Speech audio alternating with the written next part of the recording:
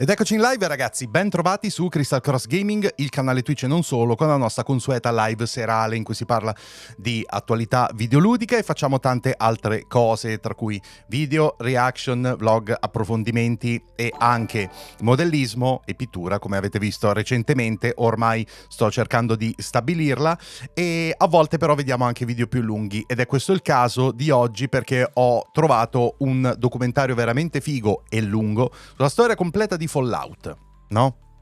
Che risale al gioco di ruolo. Perciò io, che ne so poco, sono molto contento di vedere questo documentario e ho pensato di farlo insieme a voi. Siamo in live in questo momento su Twitch e su YouTube in vertical, e quindi un saluto a tutti ragazzi. Ciao Deinon, ciao Ale Linfa, ciao Luigi, buonasera, buonasera. Ciao Giacomo, benvenuto in chat per la prima volta. Shiro Ryu, ben trovato. Volable Squid, Alps, Marcotto, ciao Jackal, buonasera a te, o mio onnipotente dei malnati. Mi piace questa definizione, va bene. Ciao Luigi, mi sono dimenticato come ci si siede. Sit Peter Giffin, sì, mi fate morire tu. Ah, tu è già, ok, sì, ancora la serie di Split Fiction, che ora è finita, la potete recuperare sul secondo canale YouTube, c'è anche la mia recensione sul primo. Per ora è il mio Goti, ve lo dico ragazzi, anzi ve lo ripeto perché ve l'ho già detto.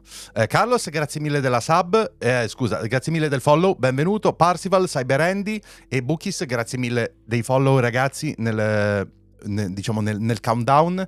ABC, Nicola, Marco, Massimo, Marzio, Randy, Paolo, ben trovati ragazzi, buonasera. Dicevo quelle, ma lo vede che ho la pistola, sono un muto, mica scemo. Sì.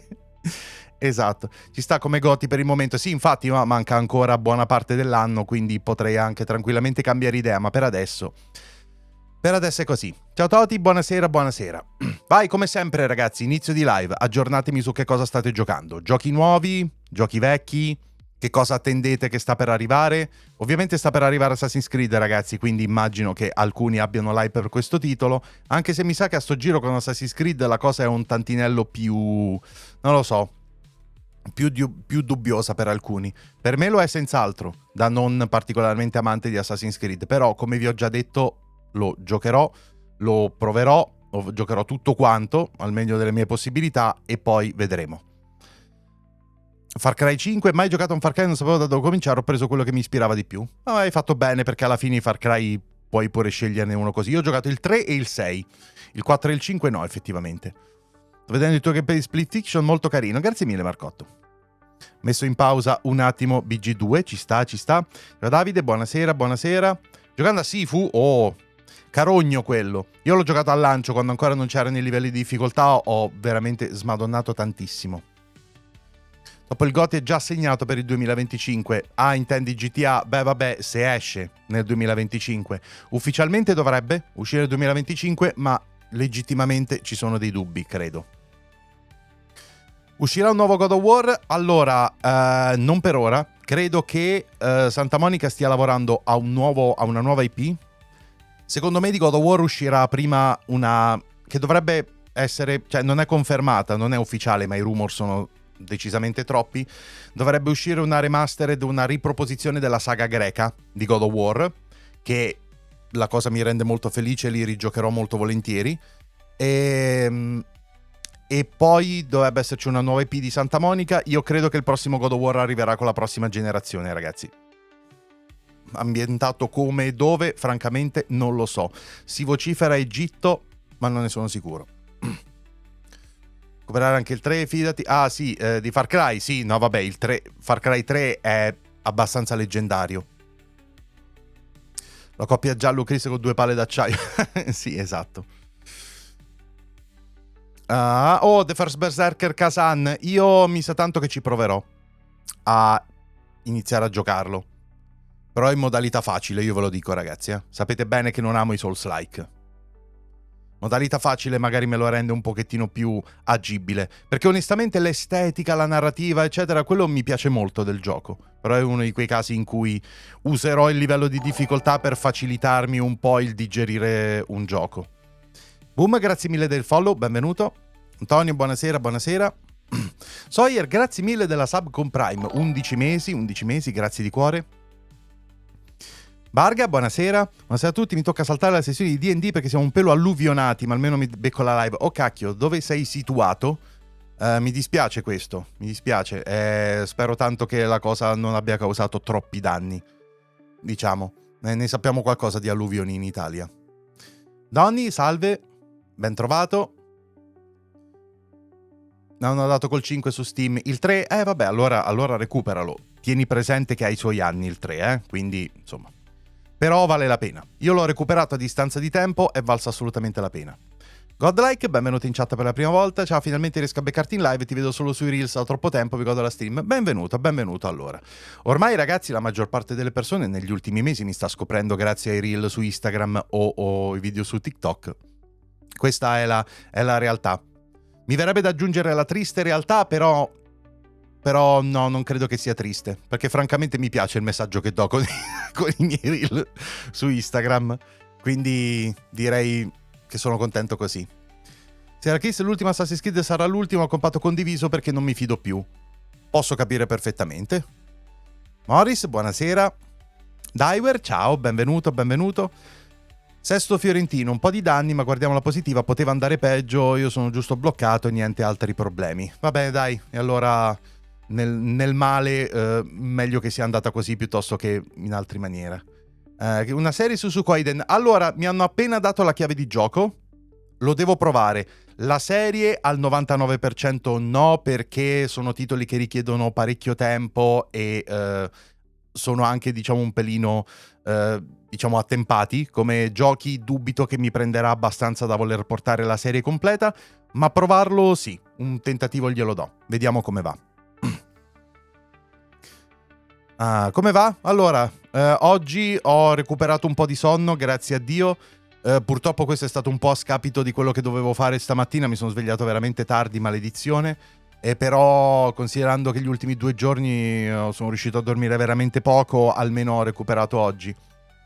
Però guarda, non mi lamento, come sempre, vi ho detto, nell'ultimo periodo non va benissimo, ma decisamente meglio. L'anno scorso è stato... l'ho veramente patito l'anno scorso. Non so, su Shadows sono passato dal non lo comprerò mai a vedo le recensioni e decido. Gli ultimi gameplay mi hanno messo curiosità. Mi sembra perfettamente logico, ci sta benissimo come cosa. Ha perfettamente senso ed è giusto fare così. Io ti direi non solo aspettare le recensioni, ma aspettare anche il day one per vedere come sta combinato il gioco tecnicamente, perché non vorrei mai che uno comprasse un gioco rotto. No. Per questo vi dico sempre, mai preordinare, mai comprare al day one, aspettate il day 2. Tanto dopo le recensioni e il day one già si sa, in 24 ore si sa se il gioco è mezzo rotto. Avendo completato Demon Souls, The First Berserker Kazan è paragonabile a un Wukong o a SpongeBob. Addirittura? Vabbè, però posso capire. Il mio problema, come ho detto sempre con i Souls e Souls-like, non è la difficoltà, è proprio che non mi piace la formula. Quindi mi trovo male. Però i giochi che sono più o meno Souls-like e mi danno il livello di difficoltà, perlomeno mi danno la possibilità di fruirne senza aver voglia di disinstallare il gioco ogni 10 minuti. Sbelele, benvenuti in chat, buonasera a tutti. Chris, scrivo solo queste parole. Ti ho scoperto per caso su Instagram con i tuoi Q&A seri, quelli che si meritano all'FDM. Grazie per ciò, prima o poi riuscirò a seguire una live completa. Buonasera a te e alla tua community. Ciao, guarda, abbiamo appena iniziato la live, quindi questa è una live completa. Certo, sarà un po' peculiare questa live perché vedremo un documentario. E il documentario è lungo, ve lo dico ragazzi, dura 1 ora e mezza il documentario. Però è fatto da gamers, quindi dovrebbe essere molto figo. Aspettate una settimana per le recensioni vere, ma in realtà possono... anche i primi giorni bastano. E poi le recensioni, le chiavi vengono date a tante persone in anticipo, quindi se avete un creator o un giornalista di cui vi fidate, più degli altri avete la vostra risposta per il gioco in sé. Ciao Chris, come stai? Cosa pensi del nuovo Silent Hill F? Sono molto intrigato, non amo i giochi horror e non conosco tanto bene Silent Hill, però sono molto intrigato. E quindi vediamo che cosa c'è. Io per Silent Hill F, ve lo dico ragazzi, ho un grosso dubbio. Il team di scrittura e di musica e cose del genere è fantastico, quindi francamente da quel punto di vista la storia, l'ambientazione, il design, le musiche, l'ispirazione da quel punto di vista secondo me c'è. Cioè non ho tanti problemi da quel punto di vista, però io voglio vedere il gameplay prima. perché il livello del trailer, il livello del lavoro che è stato fatto, diciamo, a bocce ferme, è veramente di alto livello. Io non so se il gameplay reggerà il confronto. Capisco che possa importare un po' di meno, ma io sono molto gameplay centrico come giocatore, e se il gameplay fa schifo, è legnoso, le animazioni fanno vomitare, eccetera, è una cosa che veramente mi peserà. Quindi prima di esprimere qualsiasi tipo, non solo di giudizio, figurarsi, ancora il gioco non è uscito e ci mancherà ancora un bel po', ma anche di previsione, voglio aspettare il gameplay, poi vediamo. Ti seguo silenziosamente dagli inizi, poi ultimamente i tuoi podcast mi hanno tenuto compagnia di viaggi lavorativi, un grazie doveroso, grazie di cuore, grazie davvero. Capisco benissimo il discorso di non preordinare, infatti non lo faccio, ma faremo per il 17 per il Death Stranding 2. Ah sì, vabbè, quello penso un po' tutti. Dopo il trailer che abbiamo visto io ho salito la scalettina dell'hype di un bel po'. Ikunusa, ciao. Buonasera, sono Ib Summers di TikTok. Benvenuto. Pensi che un sogno così non ritorni mai più e dipingevi la faccia e le mani di blu? Cosa? Sempre brutti fumi che ci guardano storti. Lo so, ragazzi, quello c'è poco da fare. O meglio, ci sarebbe da fare, ma poi non viene fatto, quindi... Già metti le mani avanti perché horror, scherzo. Sì. Sì, assolutamente. Se non mi danno la chiave in anteprima, probabilmente lo giocherò con Agne. Però ve lo dico, ragazzi, con Agne c'è la seria possibilità che devo ancora decidere se riportare le serate horror oppure di registrare la serie. Dipende dal gioco. Vediamo. Vorrei riportare Agne con le serate horror, anche se francamente lascia un po' il tempo che trova. Vediamo. Cos'è l'FDM? Aspetta, ho sbagliato. L'FDM è la fregna di mammita.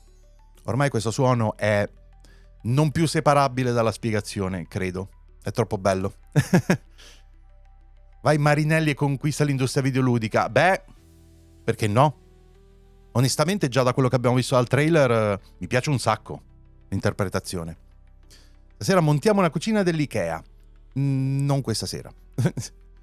Sono l'unico che ha droppato Death Stranding? No, non sei l'unico. Io l'ho giocato tutto, ma io non l'ho recuperato più tardi, Death Stranding, proprio perché mi sembrava tanto un gioco non per me. E alla fine invece mi è piaciuto lo stesso, un sacco, però capisco che ad alcuni no, possa non capire, cioè possa non piacere, perché è un gioco molto peculiare, non credo proprio che sia un gioco per tutti.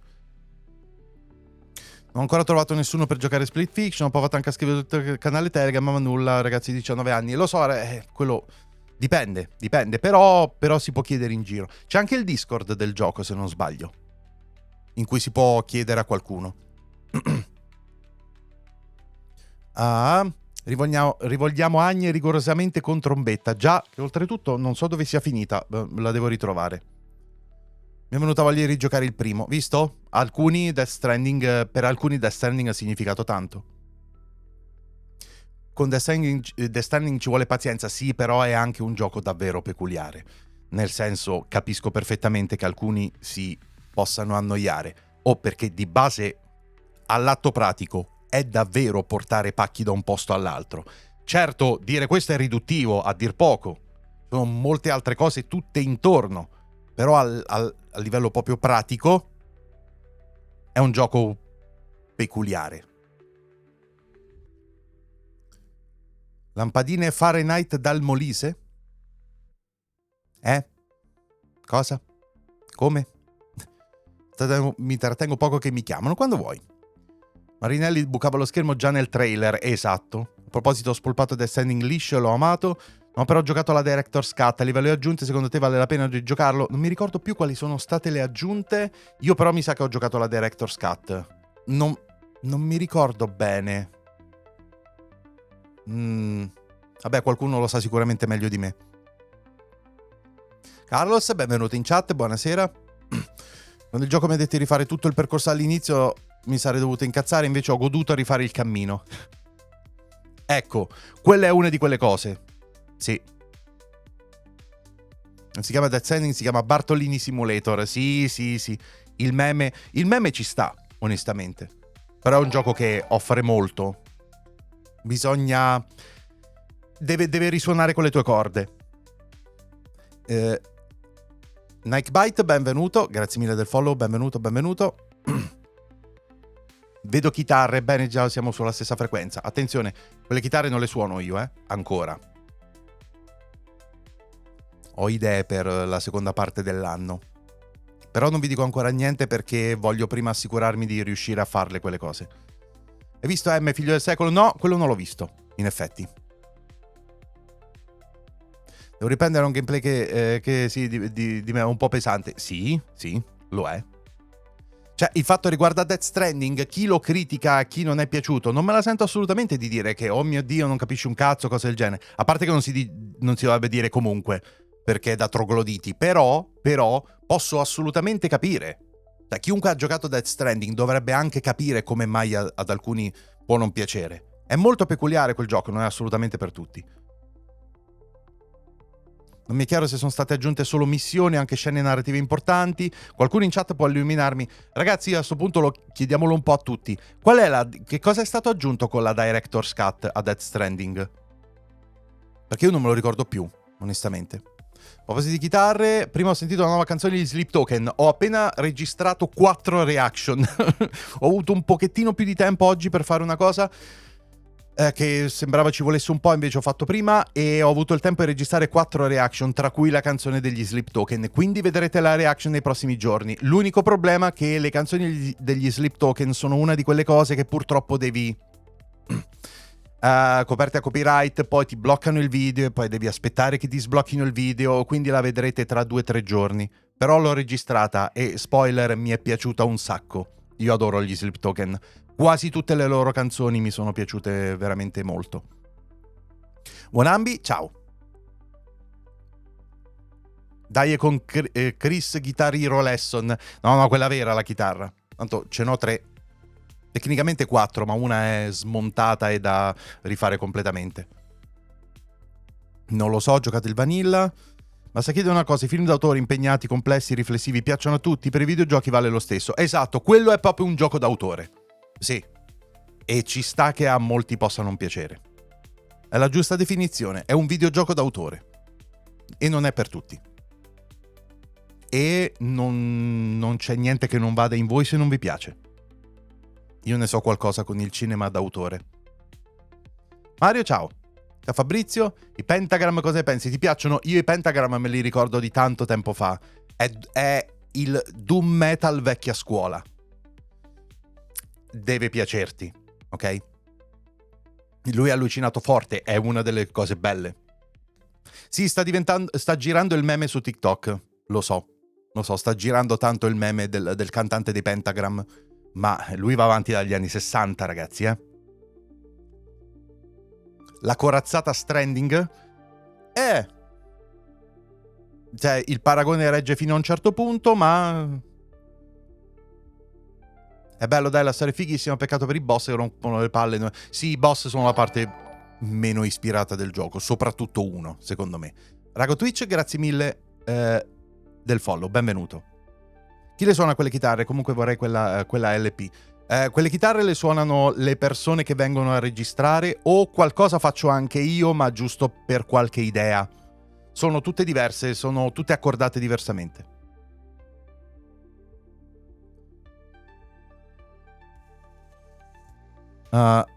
Cimelio, ciao. Quanto vorrei essere te? Non ne sono proprio sicuro. Perché l'insonnia è una cosa che non auguro a nessuno, e anche un po' di altri casini di salute un po' fastidiosi, quindi non so quanto posso augurartelo.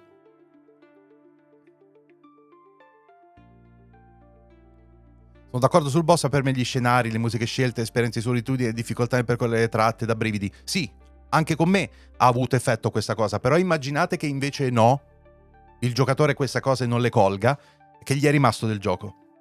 Per forza si rompe le palle. Tagliato 4 anni di capelli lunghi? Scelta sofferta, ma ne avevo bisogno di un cambiamento. Ogni tanto la vita è necessario. Ok? Ci sta. Io non penso che lo farò.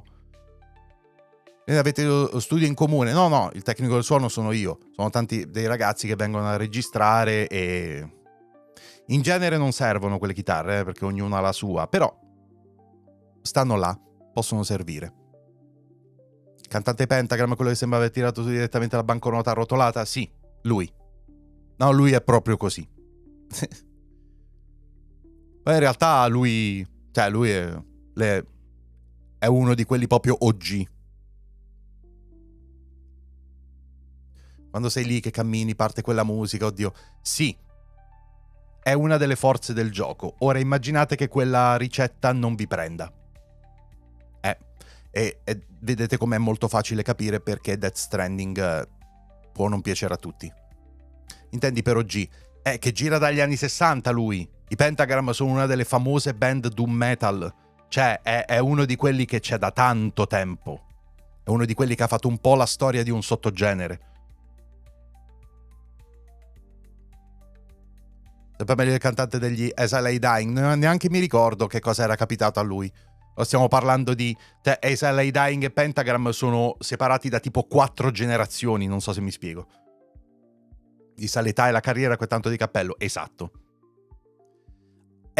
All gen davvero. C'era all'epoca dei Black Sabbath quella, e poco più.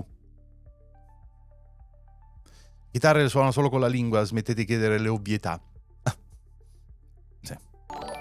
Le chitarre con i denti le lasciamo suonare a chi le sa suonare.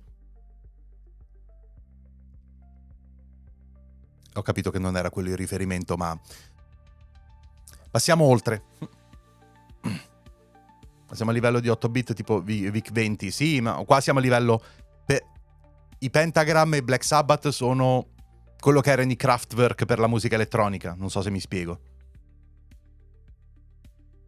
E se lei dà in niente di che, il cantante ha fatto scappare circa una decina di membri e 5-6 addetti. Ah, ok.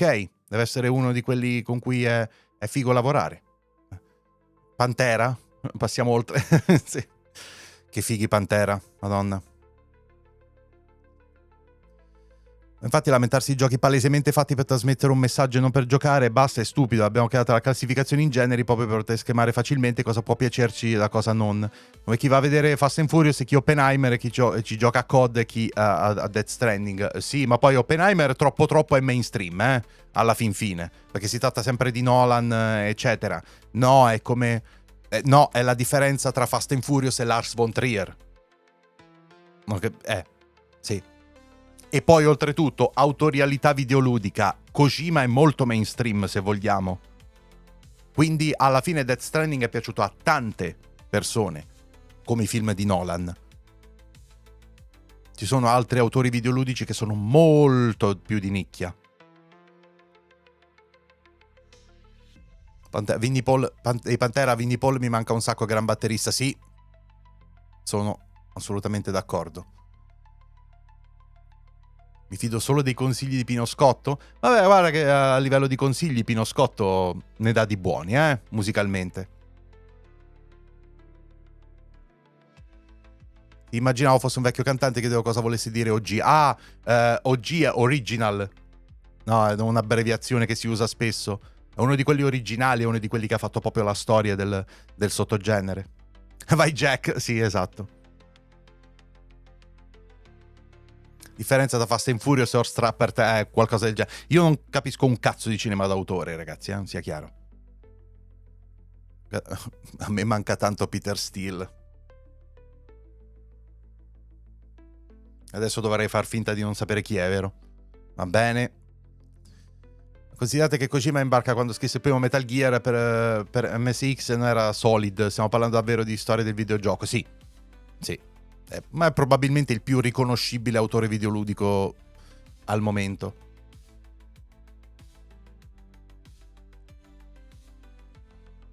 Ci sono tanti ottimi autori di videogiochi, no? E poi c'è Kojima.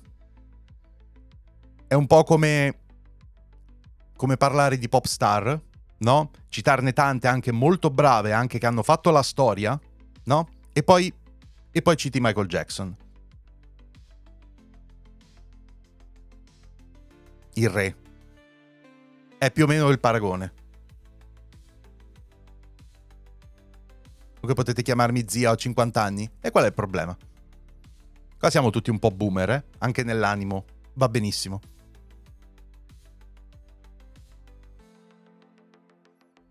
Poi c'è Snakerinelli.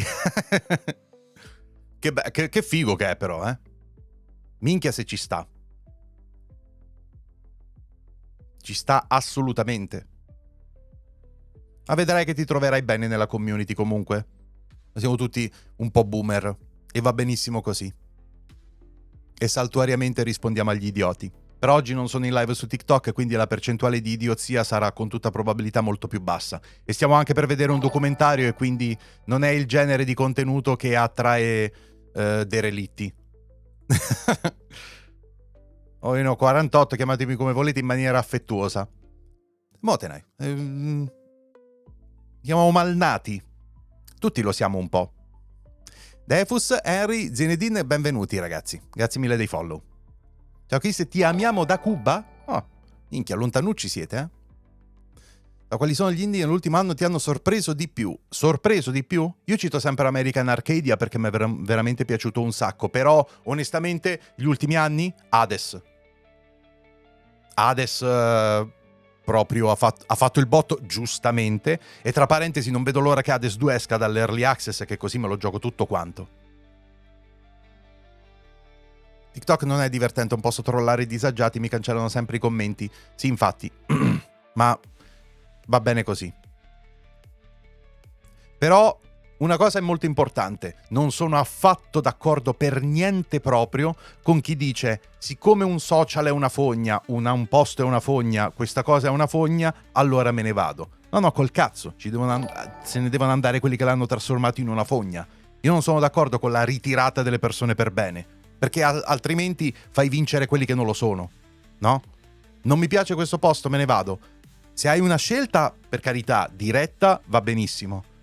Però lasciare proprio arrendersi a queste robe e così non la trovo una strategia molto oculata, no? Motivo per cui anche chi mi dice ma che cazzo ci stai a fare su TikTok, lì è pieno di derelitti. A parte non è vero, non sono tutti, no? Anche tanta brava gente su TikTok, gente normale, pensa un po'. Non sto tanto bene, io sto bene un po' ovunque. Perché in genere intorno a me ci sono persone normali. Sempre stato così. Io vivo bene nella società in generale. Chissà come mai. Ma TikTok è nato fogna, non è che sia imbarbarito. Ragazzi, vi ricordate com'era Instagram prima? Com'era Facebook? E qualcuno è abbastanza vecchio a ricordarsi com'era YouTube. No? Un po' di anni fa. Adesso YouTuber si è boomerizzato un sacco. Ma vi ricordate com'era YouTube?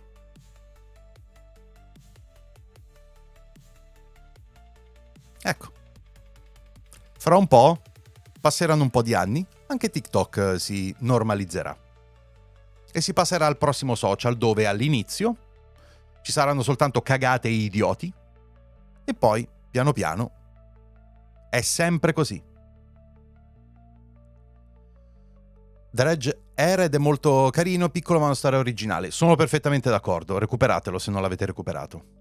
I Malnati con la Y, fantastico nome come nome di una band. Oh mio Dio, bellissimo.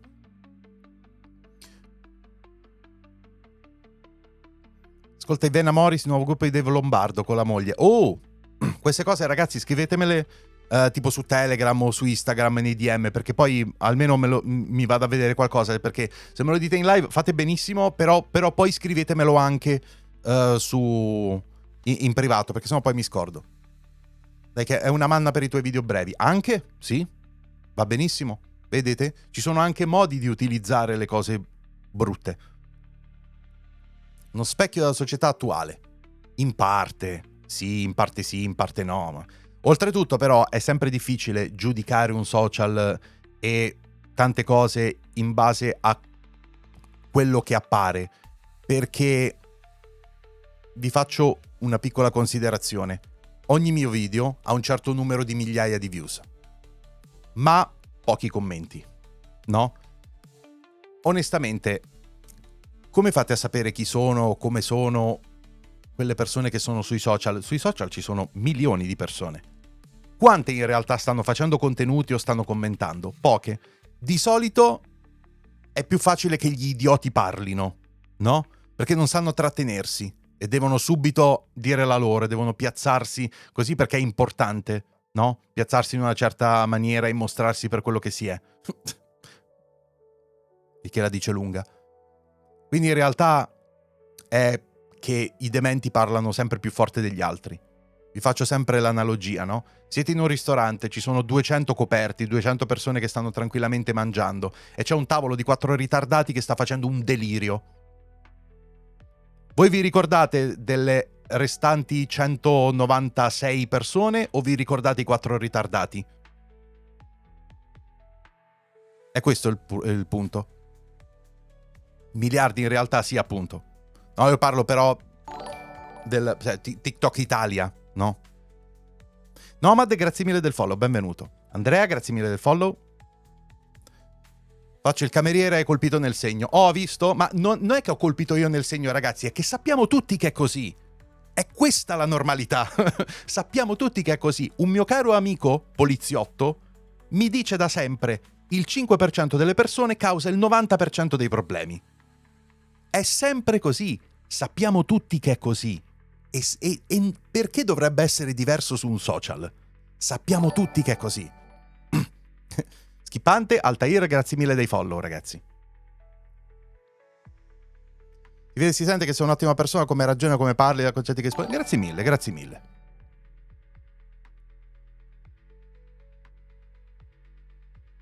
Se non senti nessuno fare casino sei tu. Oppure no. In quel caso perlomeno c'hai il dubbio. Auguri per la puntata 1000, ti meriti tutto il successo alla gara. Grazie mille, ragazzi. Che bella è stata la puntata 1000, vero? Sono molto contento del cameo di Raiden. Purtroppo non c'è soluzione. Certo che c'è. Circondarsi di persone normali. Yeah! Cosa ne pensi di Ark? L'ho giocato un pochino, ma mi è venuta voglia di spararmi per via del comparto tecnico e della legnosità di ogni cosa, perciò ho subito abbandonato. Io, lo sapete ragazzi, sono molto gameplay centrico io. Da quelle 196 persone, oltre a quelle 4, anche quelle persone che mi attirano per qualcosa. Sì, ok. Però quella sera ti ricordi quella cosa. Ciao Brom, lo rivedrò già a tua live, ti stimo come persona. Grazie mille. Peccato perché tendi a ricordare ciò che è fuori dalla norma, chi si comporta decentemente non ti rimane perché è semplicemente normale. Esatto. E oltretutto è il segno del fatto che gli idioti non sono la maggioranza. Perché il fatto che tu consideri normale perché il fatto che tu non ti risulta rispetto al resto qualcosa e la consideri normale e quel qualcosa è positivo, vuol dire che la cosa positiva è la normalità. Capite che cosa intendo? A trovarle le persone normali sono tutte intorno a te. Io ho conosciuto tanta gente nella mia vita, no? Quelli che non andavano bene, ciaone proprio. È solo che devi essere onesto rispetto a certe cose. Vi faccio l'esempio. Non devi cascare in certi ragionamenti. Io mi ricordo che ogni tanto capitava qualcuno nel nostro gruppo che magari, sai com'è, tante persone, entra qualcun altro, si uniscono altri gruppetti perché uno di questo gruppetto conosceva uno di quell'altro, eccetera, quindi si chiacchiera, eccetera. Mi rimangono sempre impresse le persone che dicono qualcosa del tipo: vabbè, a me mi hanno cacciato dalla metà dei locali della città. E lo dice con fare come se fosse vittima delle circostanze, no? E la normalità invece è chiedersi: ma che cazzo è successo perché ti hanno cacciato dalla metà dei locali della città? Tu devi essere una personcina di quelle proprio graziose. C'ho proprio voglia di approfondire la conoscenza di un tipo del genere. Deve essere una persona squisita. Da matti proprio. Visto? Non ci vuole moltissimo. Molte persone ti danno delle grosse red flag che dovresti considerare. Già.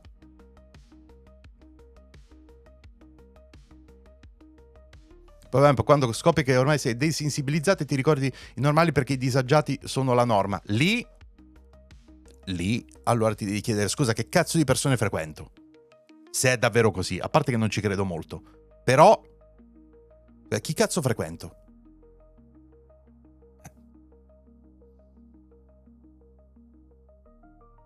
I cafonazzi che si lagnano sempre dei commercianti. Già. E fra i due immagina chi ha la mia simpatia. Pensi di Fioravanti? Non lo conosco. Io lavoro in cucina, quante volte capita che ordinano e non gli piace. Le scene a cui ho assistito anch'io. A me anni fa hanno bandito da un locale perché mentre suonavo gli ho bevuto il bar. Vabbè. Le bevute al bar, per carità, fino a certi limiti.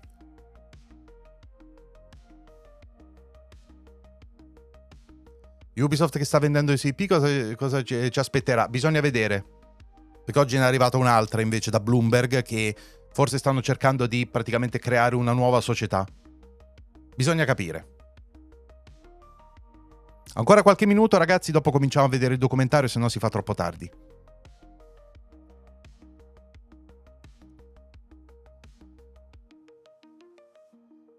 Cioè, se per te delle cose che non sono normali sono troppo la norma perché sei circondato da gente che non si comporta normalmente, il problema è tuo che li frequenti.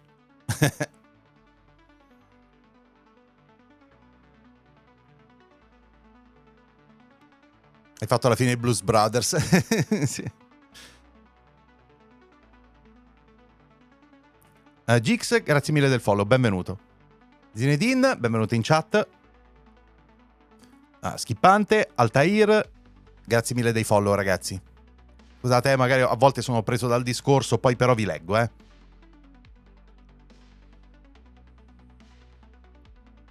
Ok, vediamo se mi è scappato qualche commento, perché potrebbe pure essere. Attenzione. Tu Chris sei mai entrato in un ristorante con lo sguardo innamorato del cantante dei Pentagram? Sì, tutti i giorni. Quando entro nei ristoranti ho sempre lo stesso identico sguardo. Perché bisogna settare un po' il mood, no? Tu entri, c'è il buttafuori o qualcuno che ti accoglie al locale, vede uno così. E ovviamente pensa, questo non causerà nessun problema oggi. Dark Souls ne ho provati parecchi, sì. Non tutti, però li ho provati. Non fanno per me, neanche un po'. Nei Souls e nei Souls-like. Anonymous, benvenuto in chat. Veramente ti vedo in live, con un po' ti vedevo solo su YouTube, ma su Twitch mi ricordavo di vederti. Visto? Sono anche qui. Anche se chat, sparatemi un nome per il nuovo personaggio simil paladino su Skyrim, please. Osvaldo. Citazione a Bud Spencer. Barba o capelli? Osvaldo. Ma è stato così famoso il doom metal come oggi? Pensare di Pentagram sono dagli anni 80? Sì, ok, però è più un meme che altro. Ti odio ma eseguo. Ma come eseguo? Non dovevi eseguire. Un suggerimento del genere va onestamente ignorato e bisogna ridere della citazione. Non eseguire. La vergogna penso sia quello che manca alle persone che fanno tante affermazioni con orgoglio. Quindi l'educazione, la basilare civiltà. Nuovo taglio? No, è sempre lo stesso.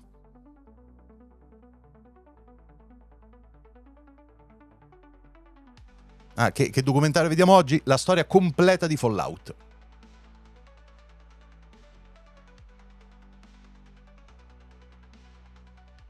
Tutti i miei personaggi di Skyrim si chiamano Duncan più un numero del PG, sono a 68. Minchia. Ok. Gruppo preferito? Mio Iron Maiden. Vabbè. Io non ho un gruppo preferito su tutti, ma gli Iron sono quelli che mi hanno introdotto al metal, quindi hanno sicuramente un posto nel mio cuore. Davvero, Storia Fallout oggi? Yes, documentario completo, fatto da Gamers. Il canale, quello Gamers scritto con la V. Fanno dei lavori fighissimi. Il Divers 2 l'hai provato? Sì, all'epoca sì, ci ho anche giochicchiato un po'. Molto carino. Code Vein? No, Code Vein l'ho solo provato.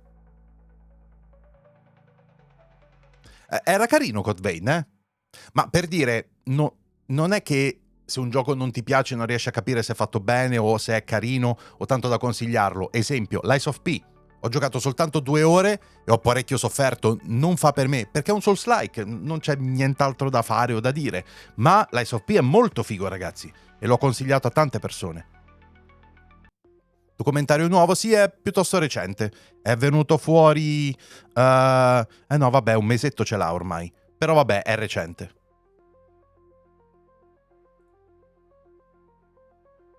Risentirei volentieri un Rime of the Ancient Mariner, che figa quella canzone. Bellissima.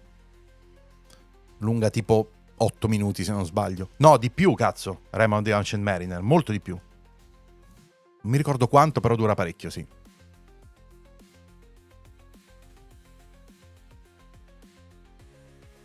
Storia di Fallout, dal CRPG alle truffe sulle borse. Già. Rammstein, sono cresciuto con loro. Oh, che fighi Rammstein. Io cresciuto no, però sempre apprezzati dal loro primo disco. Intendevo la citazione di Bud, mi è venuta male. Ah, ok. Sulle poesie di Coleridge che bulli gli Iron. Vabbè, dai. Mi piace la citazione. Ho fatto il cuoco per 10 anni, a 16 stavo lavorando in un locale, il tizio mi aveva mandato indietro il pollo 5 volte, per il 4 era troppo crudo, ho anche controllato il mio capo ed era cotto, la quinta perché era troppo cotto. Vabbè, i test di glande ci sono, assolutamente sì. Alcuni lo fanno apposta a rompere il cazzo, e si divertono proprio. Una decina di minuti con il solazzo di Steve Harris nella parte centrale, sì.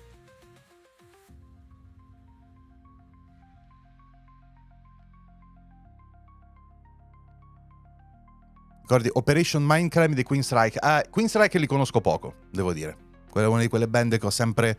non ho mai ascoltato molto.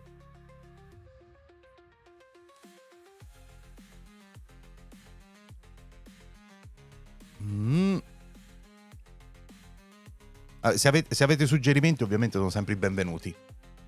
Tanto adesso si stanno incrociando un po' di suggerimenti musicali, videoludici, eccetera.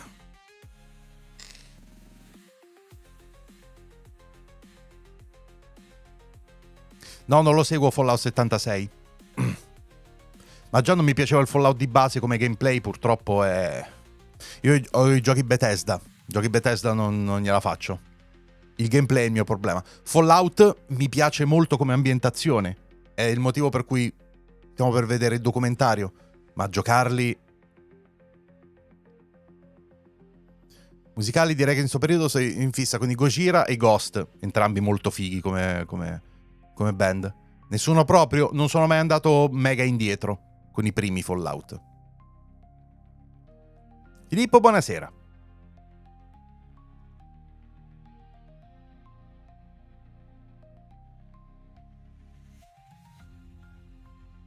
Per me Vecchione sono uno dei più bei ricordi videoludici, le musiche di Chopin in Alone in the Dark, quello originale però. Alone in the Dark ne hanno rifatto uno recentemente che francamente non è che gli sia riuscito benissimo, devo dire. Però non è sgradevole il gioco.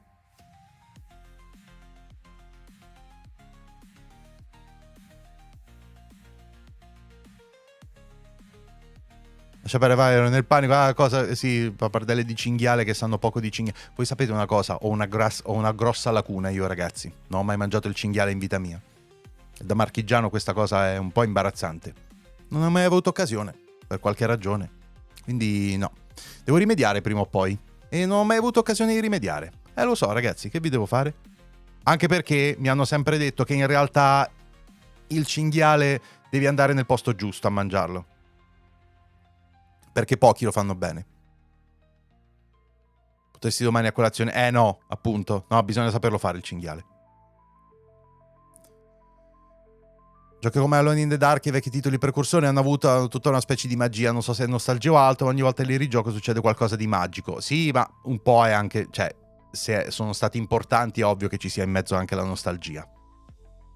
Il cinghiale è buonissimo. Prima o poi mi capiterà. Non mi fate pensare troppo al cibo, ragazzi, che ho fame. Possa salire di quota per trovare chi lo fa buono? È un po' come dire che basta che vai sul mare per trovare la gente che cucina bene il pesce, e quello ti posso assicurare che non è vero. Sul cinghiale non mi posso pronunciare, ma no.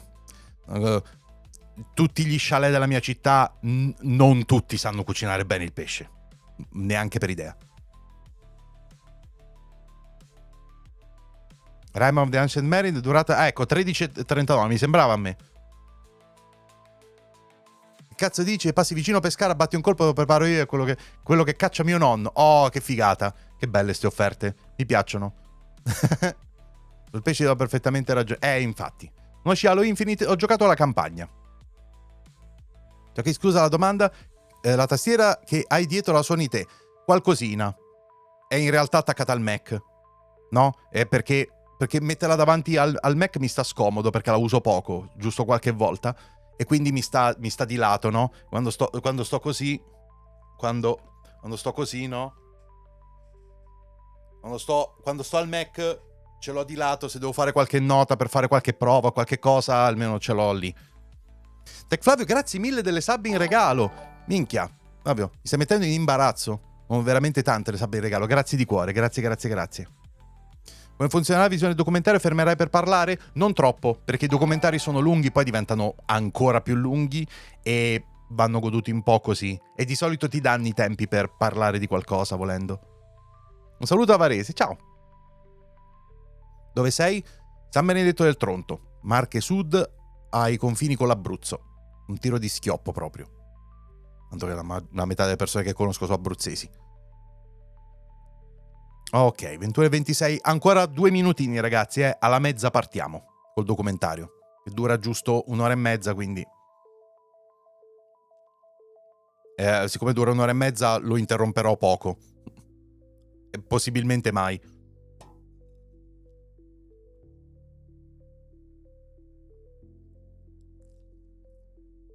Hunter finora imbattuto, lo credo bene.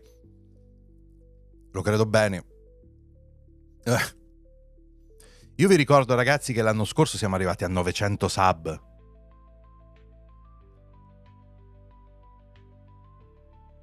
Vi sembra un numero concepibile per un canale come il mio? No, non lo è. Infatti non so che è successo. Cioè, dura poco sto documentario. Sì, di quelli proprio brevi. Alla fine ho deciso con The Witcher che fare. Sto rimandando la decisione in eterno. Però dai, a breve deciderò cosa fare.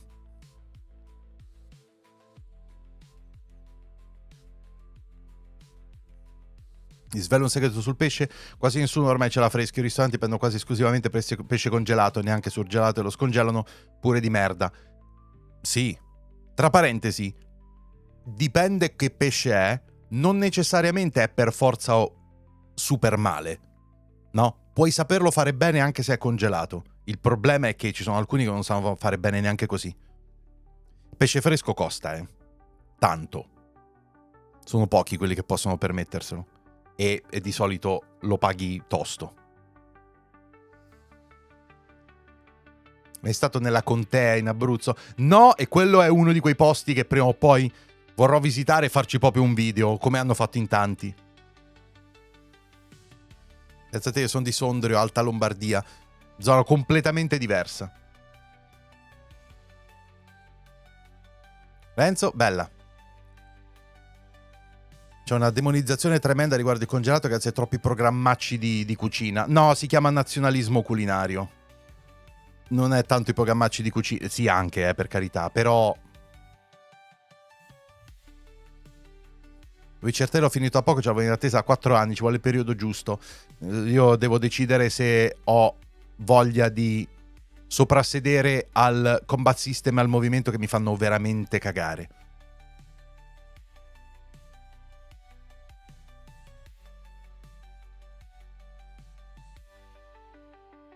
Sono del Molise, quando si trova la contea in Abruzzo, un tiro di schioppo. Sì, no, cioè ci si arriva, Ci si arriva. Da dove sono io non ci vuole molto ad arrivarci. Infatti prima o poi ci voglio andare. Anche quello è il problema, piuttosto se prendo pesce congelato di qualità relativamente bassa e te lo vendo come se fosse pesce fresco. Quello si chiama essere ladri, è diverso.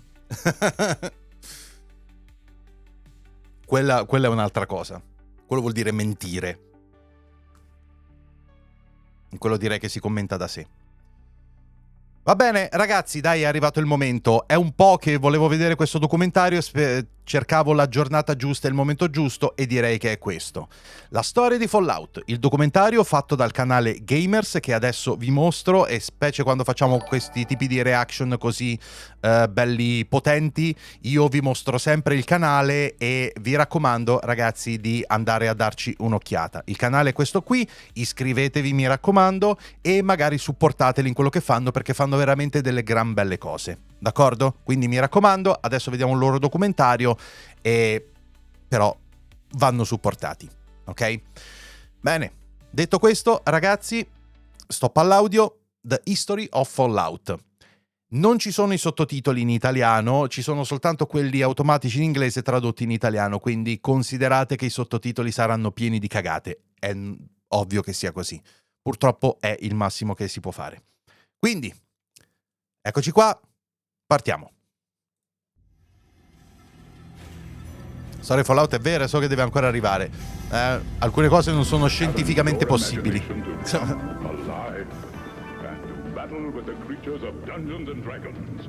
The role-playing game genre wears La storia many faces. Its unremitting del gioco flexibility proprio. stemming from deep tabletop games and pen and paper experiences, which inspired a generation of developers to implement similar themes and mechanics into interactive adventures.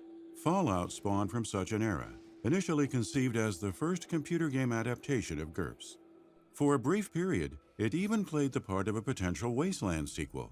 Publisher Interplay Productions' inability to secure the licensing rights from Electronic Arts ensured the hopeful follow-up never came to fruition. However, the core tenets would not stray far. Thus, what eventually became Fallout bore all the hallmarks of a Wasteland successor in everything but name. Fallout broke away from its roots after the Wasteland è arrivato prima. Neanche ci avevo fatto caso. Softworks shelving the isometric turn-based gameplay in favor of 3D graphics and real-time action RPG fare. In 2008, then, Bethesda Basso il volume del introduced the video? world to a different kind Mo of dovrebbe essere post-nuclear meglio. adventure upon releasing Fallout 3 on Piace il PC gent? and consoles. Abbastanza. The seminal title served as the catalyst to multiple spin-offs and another mainline sequel, courtesy of its success. But the franchise's countless victories weren't earned without hardship. Design challenges and legal woes nearly resulted in the first Fallout being canceled on more than one occasion. Every other installment faced its share of setbacks as well. Still, the series has yet to encounter an obstacle too impossible to overcome, though Bethesda Game Studios' perceived stagnation in game design has raised questions about its continued dominance in the role-playing space. But if past precedent proves any kind of guide, Fallout's Wasteland hides within it much potential, just waiting to be mined. This is the history of Fallout.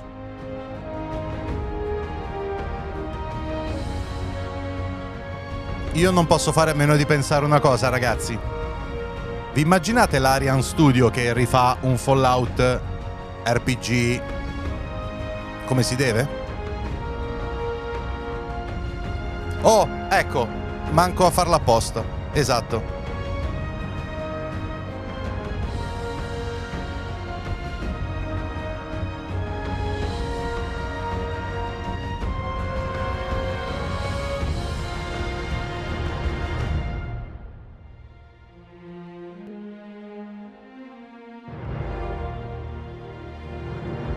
Alessandro, grazie mille del follow. No, ragazzi, cosa avete appena detto mi sono illuminati gli occhi. Lo so. This documentary wouldn't be possible without you. Your support lets us, a small independent team, continue creating content we're proud of. Want to see more long-form history videos such as this one, as well as a front-row seat to what's coming next? By joining us on Patreon, you'll be the first to access our newest videos. In addition to Se volete supportarli, ragazzi, c'è il loro Patreon. Realizzano queste cose e sono molto fighe. The history of Fallout.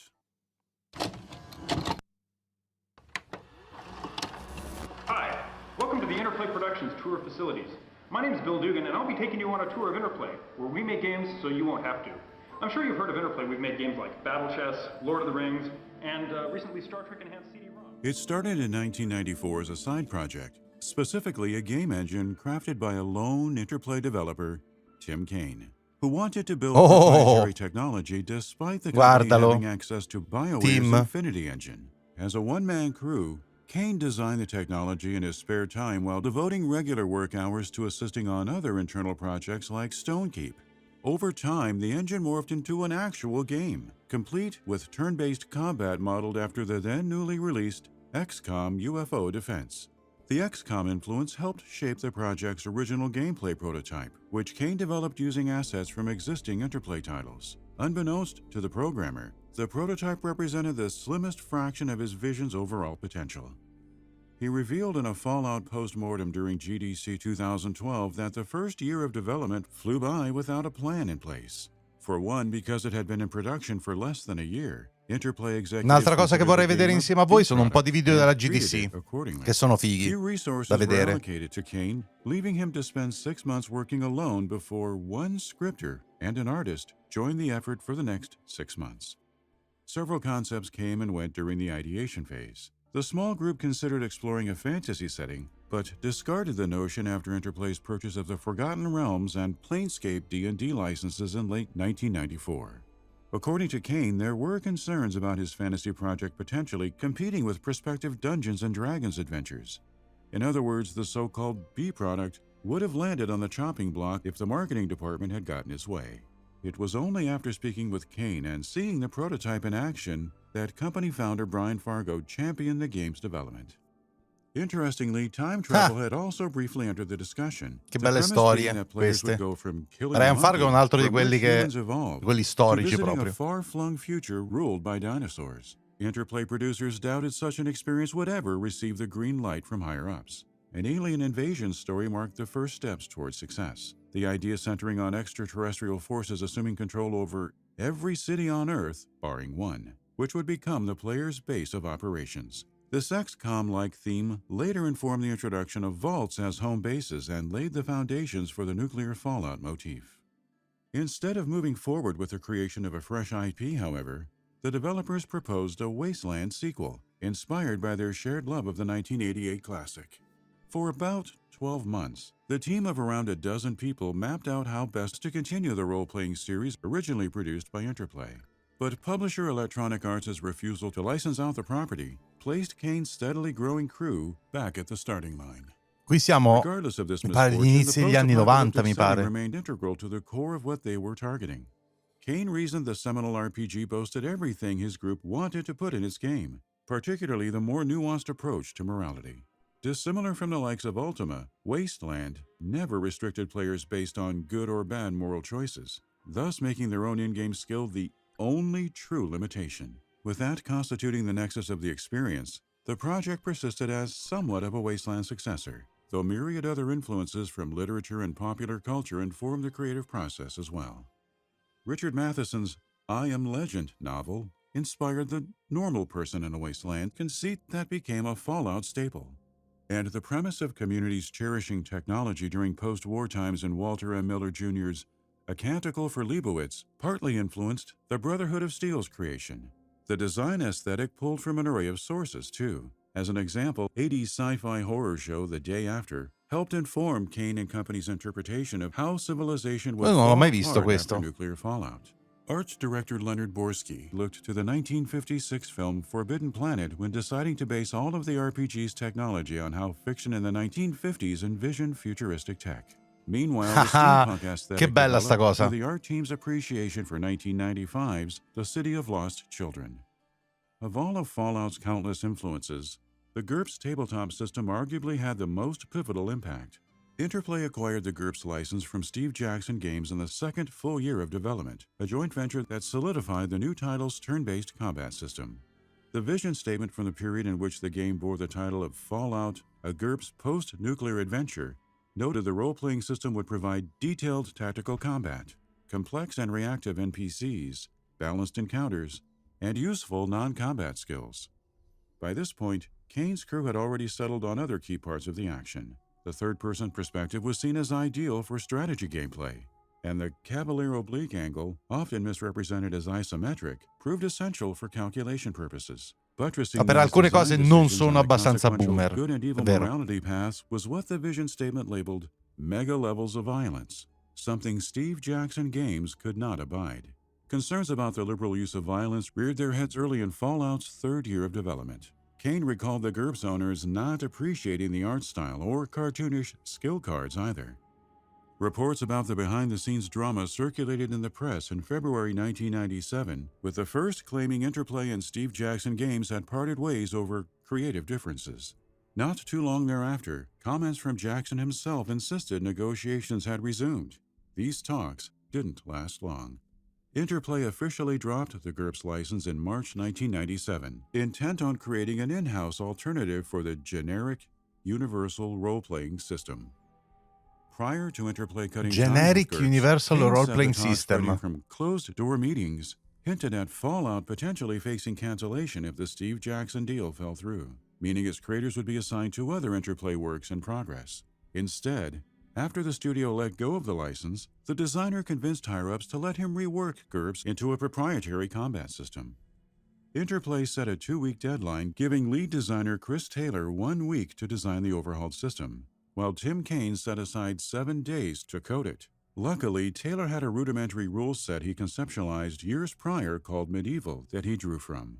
The result of the 14-day effort was Fallout's now iconic RPS è un sistema di gioco. rule set. Ah, sì, Its no, quello acronym avevo standing capito. for Strength, Perception, Endurance, Charisma, Intelligence, Agility, and Luck. Overcoming such an obstacle hardly counted as the last of the Fallout team's problems, though.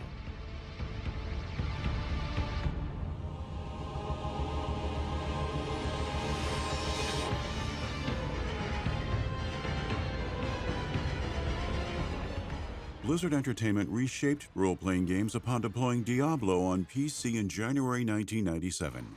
As a real-time experience, the dungeon crawler's procedurally generated dungeons were accentuated by exciting enemy encounters and a compelling loot system, all combined to create what critics described as an addictive gameplay loop that ended far too soon.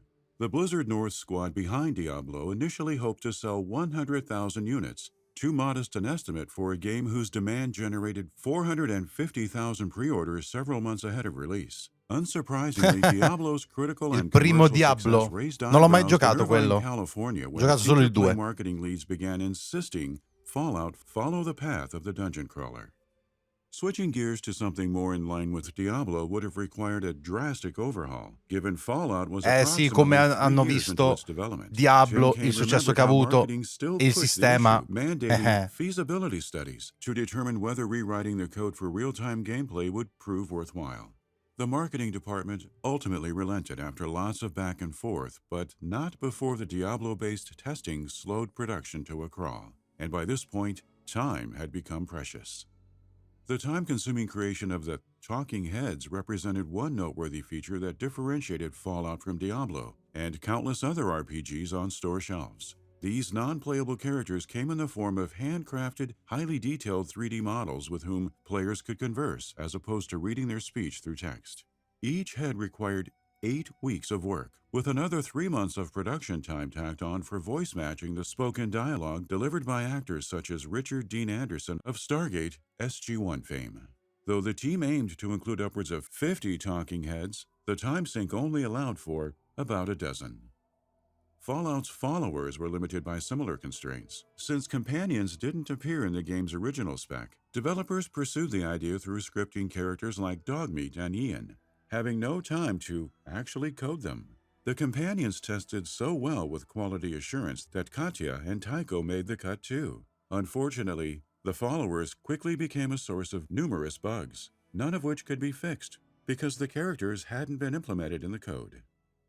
The perk system additionally spawned from a fast turnover of ideas, although its hasty creation wasn't the result of a looming deadline. On the contrary, perks were a case of simple implementation, born out of studio founder Brian Fargo's desire for something deeper than skill raises. When lead designer Chris Taylor received the feedback, he devised perks as a way for players to expand upon and differentiate their characters. The entire framework made its way into Fallout in just 2 days, proving so effective that Fargo and the QA team felt instantly more engaged during subsequent playtests. Despite such quick and easy wins, various complications precipitated crunch practices in the final half-year stretch of development, whereby the crew transitioned from 6-day work weeks to 12 to 14-hour days every day. Tim Kane argued the intense schedule came as a necessary symptom of having a small team, since the headcount totaled 30 people or so. As they toiled away on wrapping up production, the child Tim Kane ha un suo canale, abbiamo visto qualche suo video e ne vedremo degli altri. Ciao Marcotto!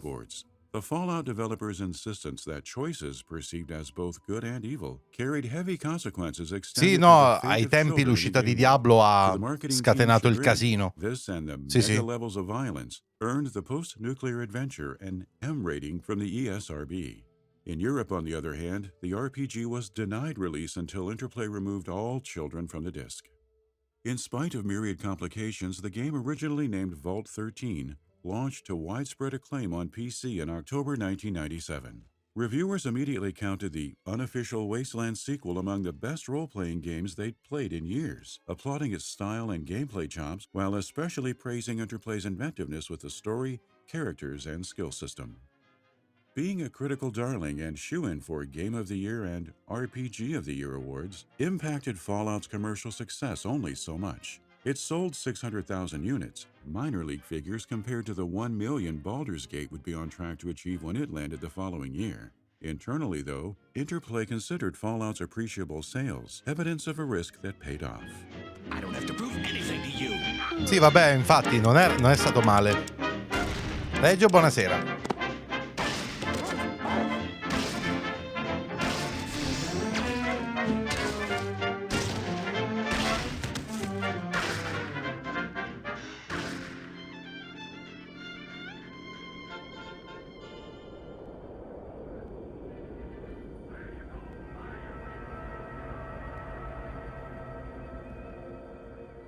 Fallout generated a surprising amount of in-house buzz ahead of its debut. Staff members crunched to meet deadlines, but QA developers reportedly stayed late and worked on weekends without pay for an opportunity to play more of the RPG. Recognizing that Fallout's creation had become a labor of love for those involved, Interplay executives commissioned a sequel Immagino 6 che months succeda before ancora the first adesso, game's comunque. release. Tim Kaine disclosed in a 2010 discussion with YouTuber Matt Barton that a sequel wasn't in his and the team's plans. He elaborated further in a video of his own years later, insisting talks of a potential Fallout 2 only surfaced twice during development. Once when debating the short-sightedness of the proposed Vault 13 title. The topic broke through again when formatting for the game manual came back with a blank last page. Displeased with the empty space, art director Leonard Borsky filled it with an in-universe advertisement for the Garden of Eden Creation Kit, or GEC, that later informed the theme behind the actual sequel. Still, Interplay's sudden interest in preemptively investing in a B-tier project's future constituted background noise for Kaine. While he focused on shipping the first post-nuclear adventure, producer Fergus Urquhart spun up a new division within Interplay named Black Isle Studios. This vertical led development on the second entry, with Fallout's assistant producer Fred Hatch at the helm, accompanied by designer and relative newcomer Matt Norton and former Fallout designer David Hendy. As Hatch and company worked on a pitch for the second outing, the Fallout 1 developers were struggling to get their game out the door. Interplay intended on distributing the RPG in the spring of 1997. Missed deadlines eventually delayed it to mid-September. But as that hard deadline closed in, the crew discovered the worst kind of crash bug. Some people could explore the wasteland for hours without encountering game-breaking bugs, yet playing for only a couple of minutes resulted in crashing errors for others. All crash reports led to random places in the code, courtesy of a bizarre overwrite bug randomly writing junk into the game's memory. With all hands on deck elsewhere, Kaine assigned contractor Mark Harrison the task of investigating the glitch and finding a solution. The lead joined Harrison after hours to help identify the problem, a tedious process somewhat simplified by the latter's creation of a bear trap that allowed them to slowly narrow down the crash-inducing error. This weeks-long endeavor caused much frustration because of Interplay co-founder Brian Fargo's eagerness to ship the project. Harrison and Kaine finally found the offending bug in a for loop that used a less than equals sign instead of a less than.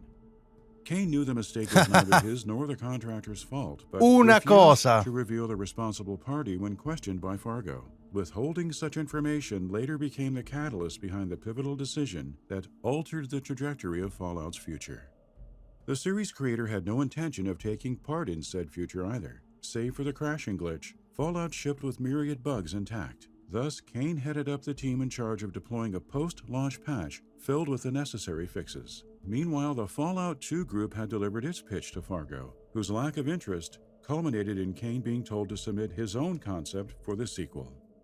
Having already developed an idea, Leonard Borsky and lead artist Jason Anderson convinced him to hand in their proposal, which imagined a giant war machine destroying everything in its path across the world map. While Fargo approved, his inkling that the pitch was missing Kaine's signature touch forced the producer to return to the drawing board with Borsky and Anderson. where the trio drafted a different vision for Fallout 2. It instantly won over the studio head and secured the reluctant Kane a place as the sequel's new lead developer. To the dismay of all involved, he wouldn't hold the position for more than a few months. The other thing that started happening was Fallout. Questi sviluppatori fa tenerezza sono legati alle logiche tossiche di mercato di oggi. Sono giochi soprattutto perché gli piaceva. Ma per molti è ancora così, Solo che non sono negli stessi posti. Tim Kane formally announced Fallout 2 in December 1997 on discussion platform Usenet, informing fans that despite Fallout's nearly 4-year development cycle, the follow-up would be built in 11 months. It was a tall order, considering Interplay had already segmented the Fallout dedicated team into 3 groups. One had its hands full with a patch, another tackled foreign translations, and the final bunch took over pre-production duties on the new installment. Kane, still exhausted from crunching on the previous release, oversaw all 3. Creative interference from marketing limited the lead developer's reach of power. In a video explaining why he left Interplay, Kane recalled sitting in on a marketing meeting wherein the topic of Fallout 2's cover art became a point of conversation. At his suggestion, Borski designed the artwork as he did for the first game. One person from sales revealed the job would be outsourced to another company, a decision made without Kane's input. Fallout's success thus seemed a double-edged sword. More attention from the publisher at large meant the tight-knit feel of the original production had abruptly been stripped away. Such meddling even extended to select gameplay choices, one of which mandated the addition of Fallout 2's Temple of Trials tutorial. The instruction from on high also demanded the tutorial remain unskippable in subsequent playthroughs, further compounding Kane's frustrations. The final straw reared its head when it became time to assign end-of-project bonuses in late 1997. Interplay's bonus structure worked such that project producers like Kane were allotted bonus funds to split amongst team members. The Fallout lead created a spreadsheet that suggested bonus pay based on 3 factors: a developer's base salary, time on the team, and the significance of their contributions. Being the longest standing crew member, Kane should have received the highest bonus, something his boss, Fergus Urquhart, readily agreed with. However, when the pay went out during the holiday season, the series creator found himself somewhere in the bottom third of extra earnings. In recalling his conversation with Brian Fargo on the matter, Kane claimed the studio executive told him that Fallout's lengthy delay, along with his protection of the person responsible for the crash bug, contributed to his bonus reduction. Fargo disputed the claim when reuniting with Kane at the Fallout TV show's April 2024 premiere, insisting he neither signed off on a reduced bonus nor remembered discussing it. Either way, the Fallout creator labeled the pay dispute as the final impetus for his departure during the sequel's production. And he wasn't the only creative lead to resign in early 1998. Leonard Borski and Jason Anderson used copies of Kane's resignation letter to exit at the same time. In April of that same year, the trio rejoined forces and founded Troika Games, the now-defunct studio behind 2004's Vampire: The Masquerade Bloodlines. Interplay wouldn't press pause on its intent to turn around a sequel for its newest IP in less than a year, though. Consequently, Fallout 2 adopted a patchwork development style that simultaneously culminated in a disjointed experience and the brand's signature style.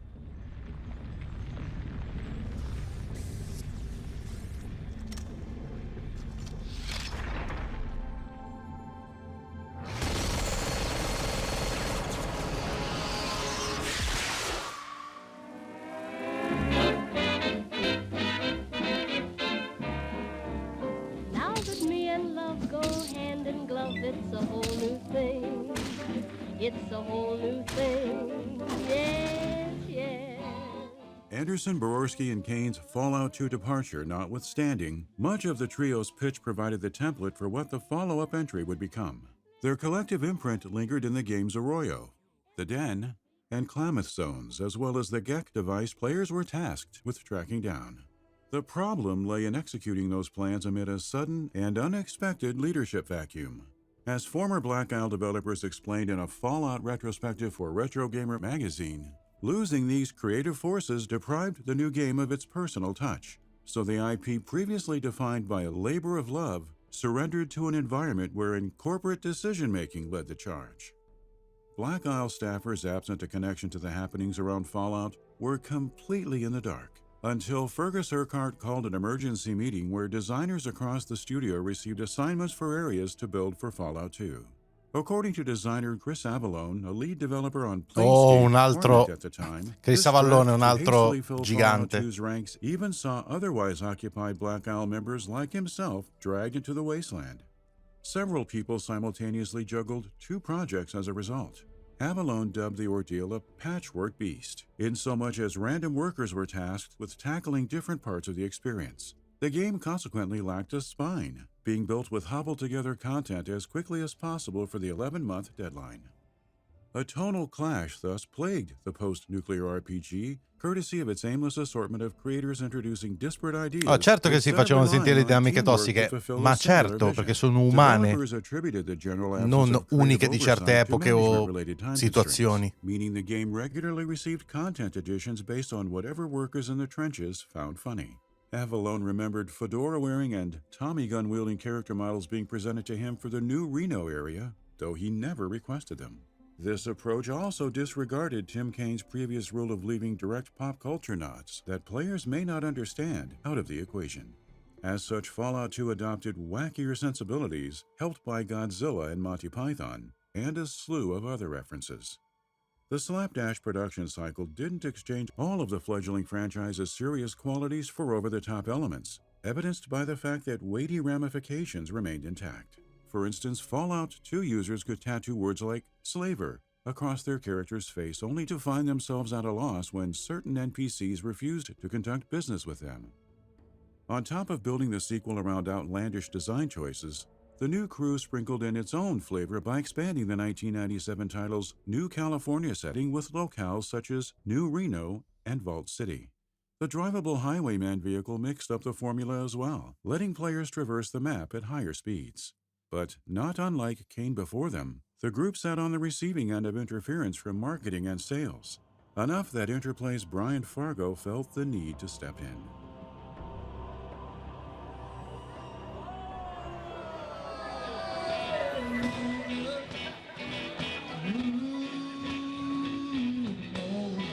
Ladies and gentlemen, it is my pleasure to announce the man who has brought very obscure Scottish surnames back into vogue.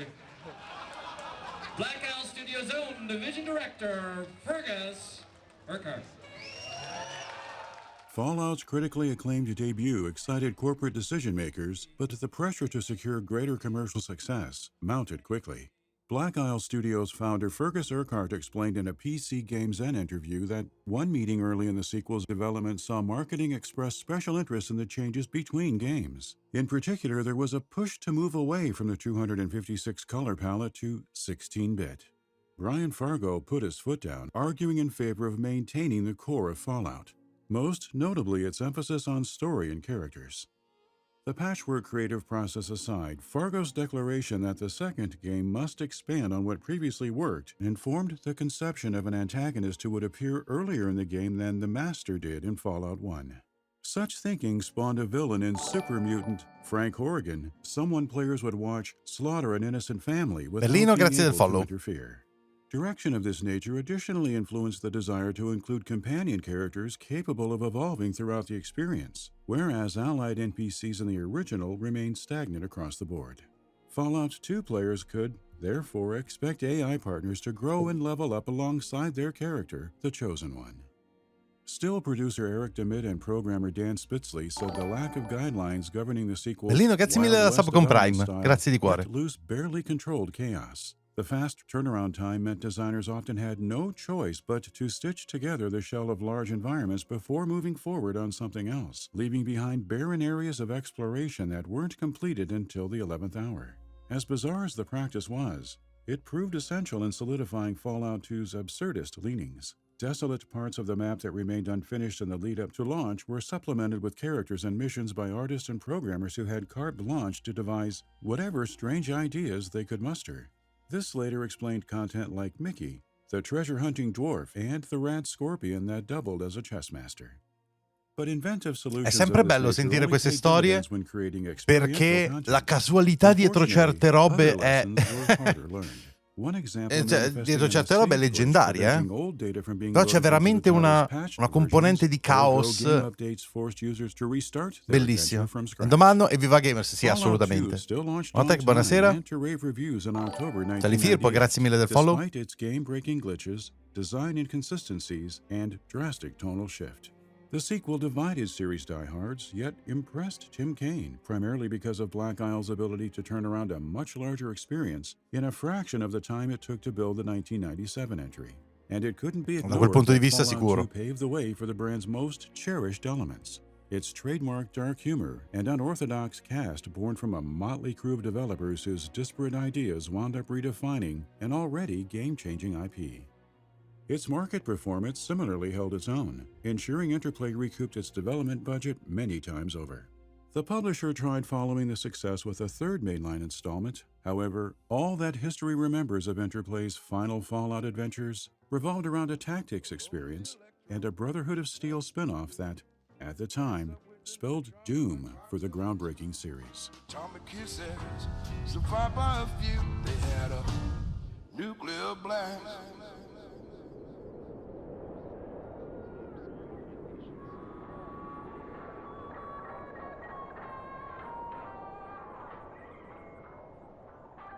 Interplay's next Fallout installment, Fallout Tactics Brotherhood of Steel, emerged from two primary sources of inspiration. One being Squaresoft's success with the well-received Final Fantasy Tactics in 1997. Fallout veteran Chris Taylor led the project, and Final Fantasy Tactics dovrò veramente provarlo io, prima o poi. That Interplay producer Chip Bumgardner's love for the tactical Final Fantasy adventure played an instrumental role in getting Fallout Tactics off the ground. The title's second point of origin stemmed from Chimera, the isometric side-scrolling shooter pitched to Interplay in May 1999.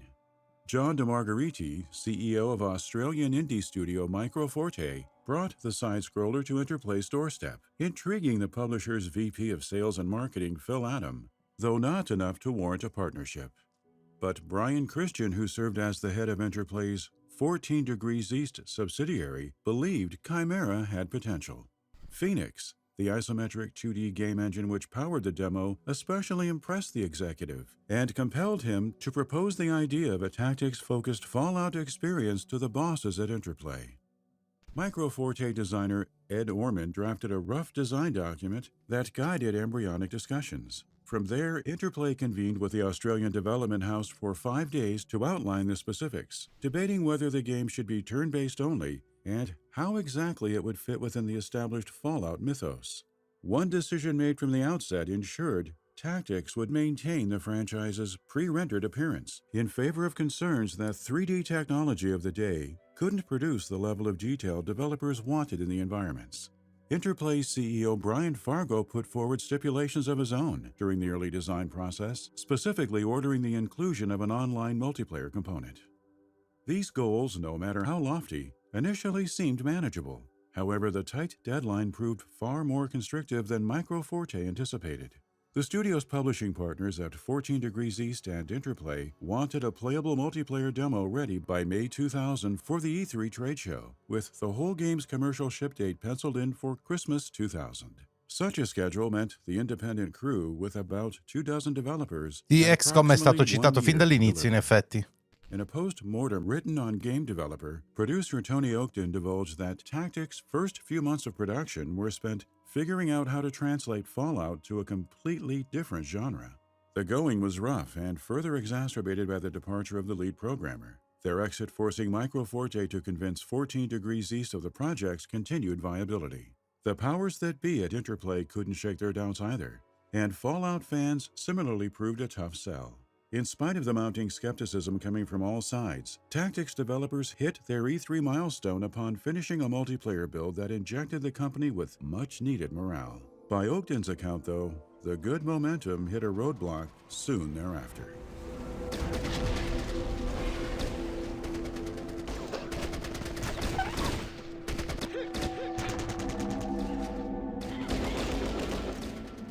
After finishing the E3 2000 demo, Microforte spent the subsequent months meandering, leaving the team with nothing of consequence to show as the October 2000 deadline for a single-player build loomed ahead. The misstep culminated in a reassessment of the project, whose finer points were woefully unrefined from the outset, given the uncertainty of level designers and programmers about what was required of them as the project progressed. While nascent design parameters formed a clear enough outline, Questo era il 2000. Certe cose non cambiano mai comunque. Key decisions received no concrete specifications before programmers and scripters jumped on board.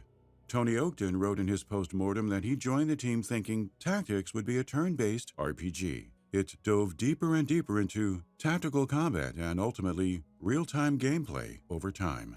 The problem originated from multiple sources ranging from unrealistic deadlines to the game's unmanageable scope, and the sudden realization that not all of Fallout's many moving parts would translate to a tactical experience came a little too late.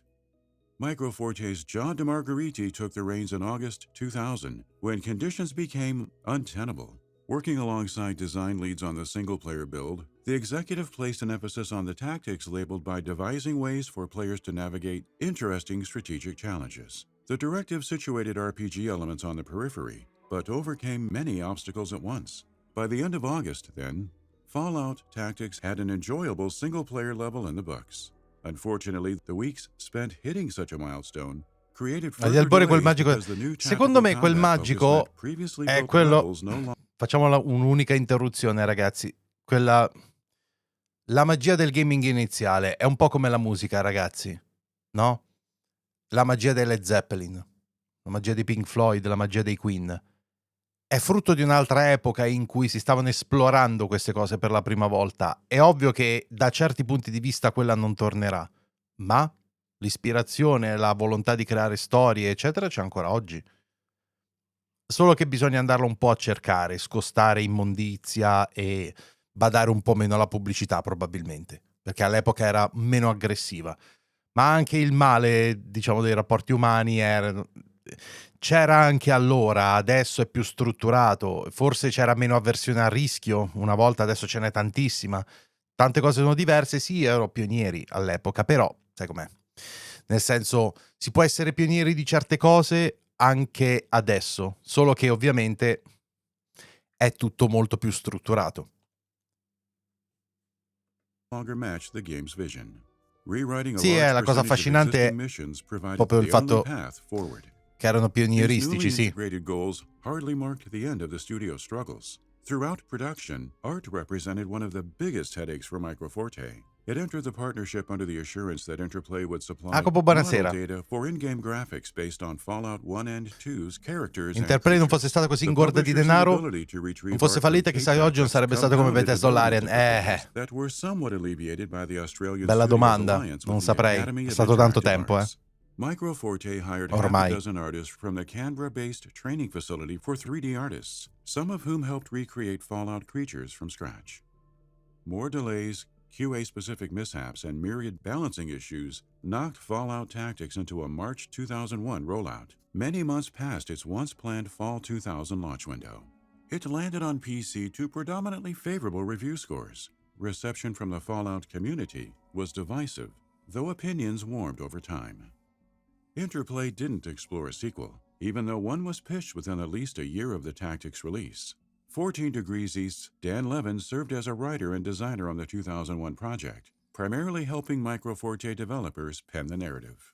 Levin told fans in YouTube and Instagram comments that when he left 14 Degrees for Interplay subsidiary Shiny Entertainment, he proposed a second installment that would have established the Barnaky ending as canon. The pitch never had a chance because of Atari's acquisition of Shiny in April 2002. Still, Interplay deployed one more Fallout venture before the IP changed hands.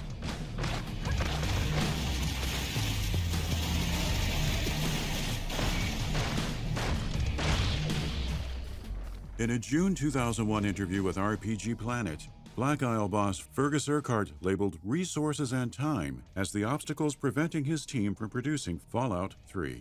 The studio began working on the adventure, codenamed Van Buren, early in 1999, mere months after Fallout 2 debuted. But things advanced too slowly for Interplay Entertainment, its increasingly dire financial situation necessitating that its internal groups get projects out the door at a quicker pace. Black Isle's Fallout 3 team consequently moved on to another role-playing game, Icewind Dale. The studio hoped it could revisit Fallout once Icewind Dale shipped in June 2000. However, Urquhart and producer Chris Parker were pulled away to help Baldur's Gate 3 cross the finish line for its due date that September. Because of the pair's busy schedule, the would-be Fallout 3 developers were assigned Icewind Dale's Heart of Winter expansion. Upon the content's February 2001 distribution, Black Isle again became abuzz with concepts for the next Fallout, none of which left the ideation phase. Rather, the development house's workforce was split across miscellaneous projects and the eventually canceled CRPG known as Torn. Interplay's final turn as the steward of Fallout. Di questo non mi ricordo proprio niente invece. PlayStation 2 and Xbox in the first quarter of 2004 amid the company's rocky expansion into console gaming. Subtitled Brotherhood of Steel, the endeavor presented players with a console-ified version of Fallout, complete with RPG elements like conversational NPCs and character skills, yet packaged in an experience that prioritized action-oriented gameplay. Interplay developers built Brotherhood of Steel on the Snowblind technology behind Baldur's Gate's Dark Alliance console game, then rewrote many of its systems to befit an emphasis on ranged combat. It received mixed results based on critic and user reviews. Some considered Brotherhood of Steel an interesting enough spin-off.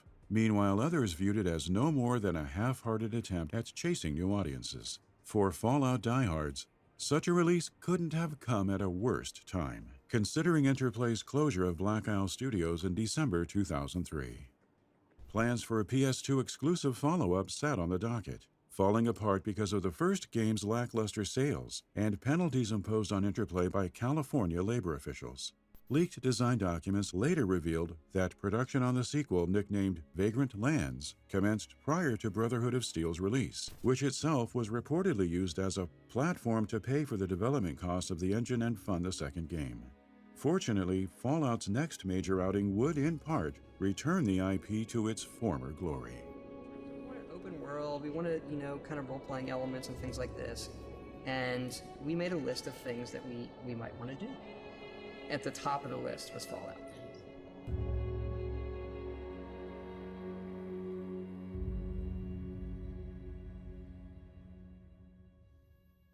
Da Vespe, ciao.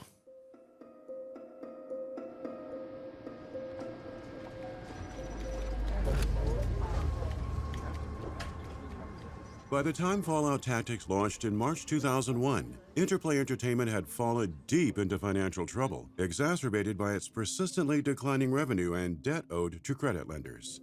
Paris, France-based game publisher Titus Interactive invested in the corporation in exchange for the right to install its co-founder, Hervé Kahn, as Interplay president.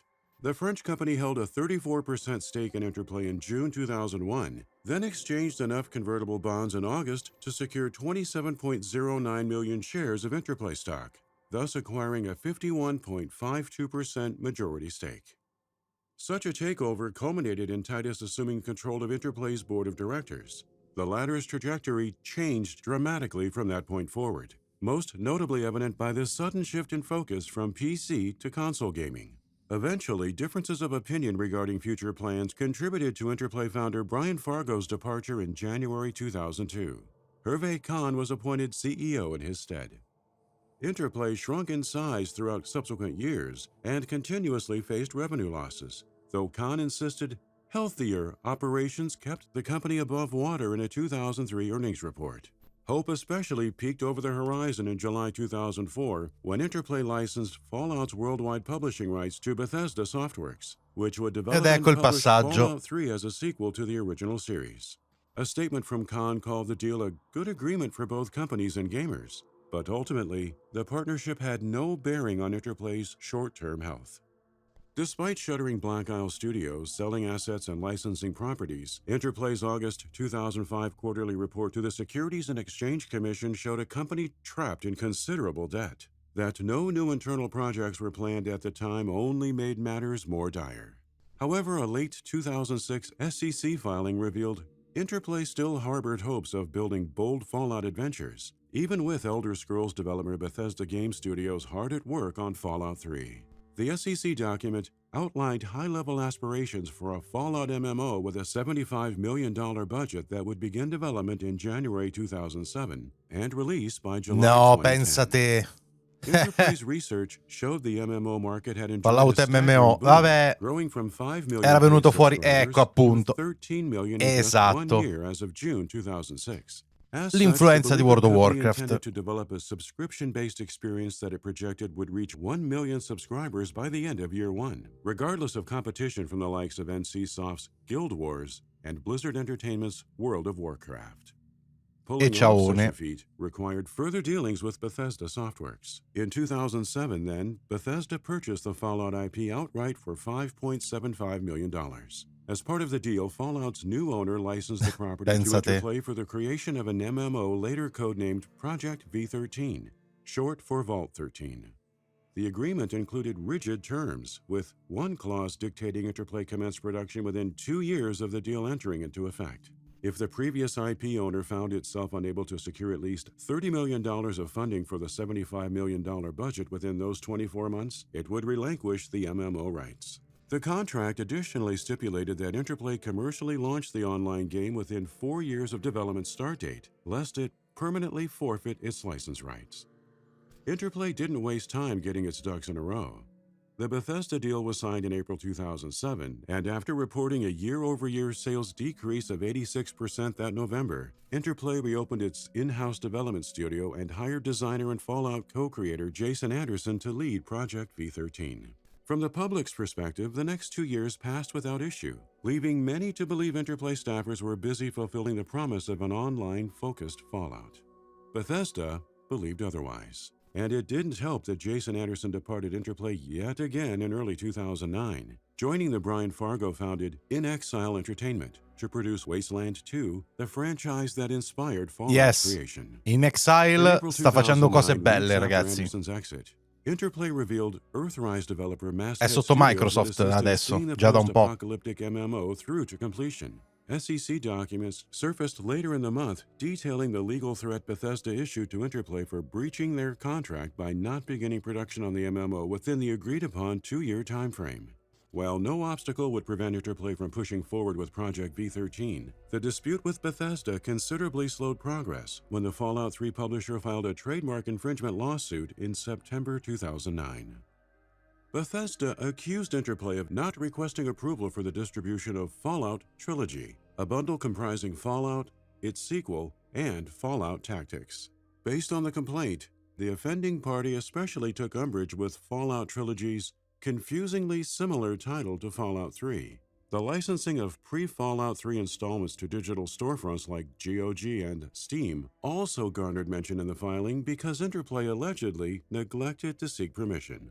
In addition, Bethesda made good on an earlier threat to pursue the termination of Interplay's MMO rights, arguing the California-based outfit had not yet started full-scale production on Project V13 in the mandated 24-month period. Interplay disputed the claims in court by reportedly producing a litany of files filled with conceptual designs, along with a tech demo set in a desert landscape.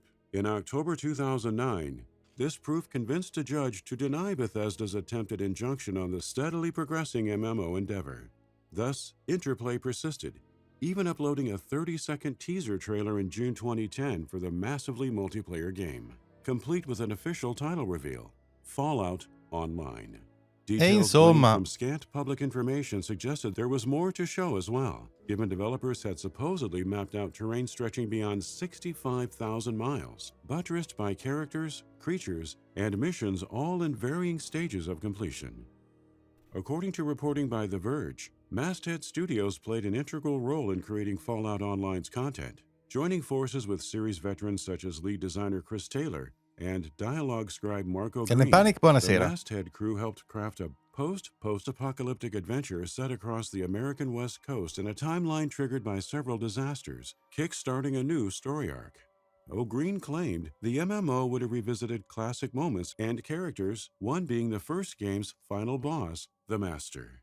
Moreover, the developers imagined game world-wide meta-puzzles, or super quests, designed as server-wide missions that encouraged players to assemble super teams and take on challenges.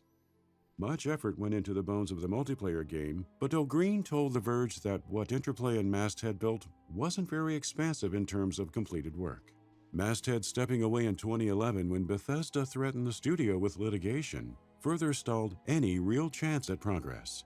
Interplay similarly gave up in January 2012, surrendering the MMO rights to Bethesda for a $2 million payout.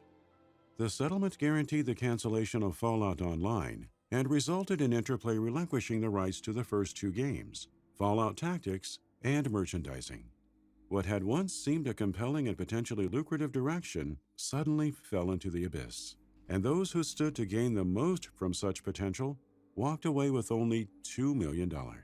Many onlookers wondered where exactly things had gone wrong, but as people in the know have insisted, very little went right after Bethesda gained control of the IP in 2007.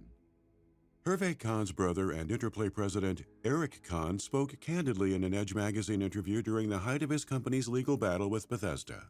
Eric claimed that when Hervé served as president, he'd offered Bethesda the rights to Fallout and the MMO for $50 million, a price the publisher supposedly deemed too costly. The negotiations ended in 2007 with the Elder Scrolls company paying less than $6 million for everything except the MMO license.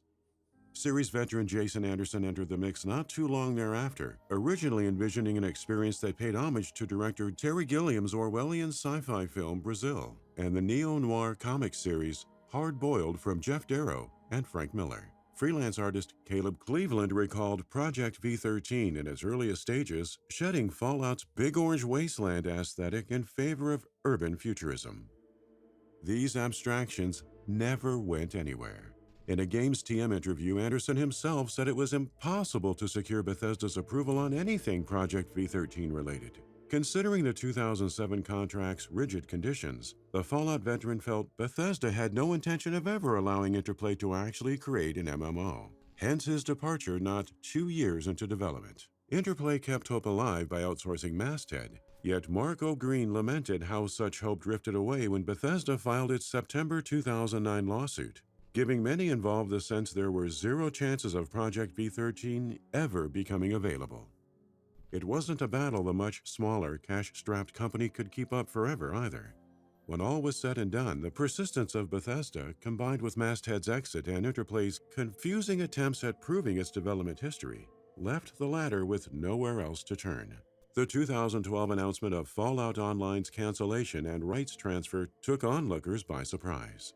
Interplay tried repurposing Project V13 sans the Fallout trappings through a crowd-funded single-player RPG, yet lacking community support swiftly forced the idea down the drain. All in all, Bethesda stood to gain little, if anything, from Fallout Online, no matter its prospective success. Interplay would have released a game that stepped on Fallout 3's toes just years after its 2008 debut. Come sta andando Fallout 76 adesso? Io non ne ho idea. Meglio di prima sicuro. With 2010's New Vegas spin-off further complicating the narrative. And as fans would eventually learn, Bethesda had far-reaching aspirations for the radiation-ravaged wasteland.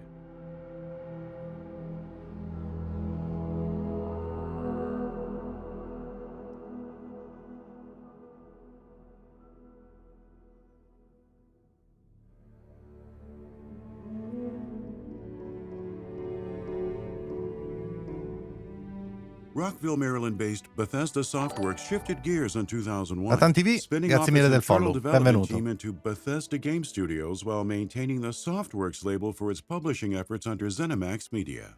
The Elder Scrolls III Morrowind arrived in 2002 as the first outing from the BGS vertical and re-established the group as a tour de force in the RPG space. While The Elder Scrolls IV Oblivion entered production not long after Morrowind's ship date, the fantasy RPG developers eagerly awaited the chance to apply their talents to a second project. A list of ideas spawned from such talks, the very top of it occupied by Interplay Entertainment's Fallout.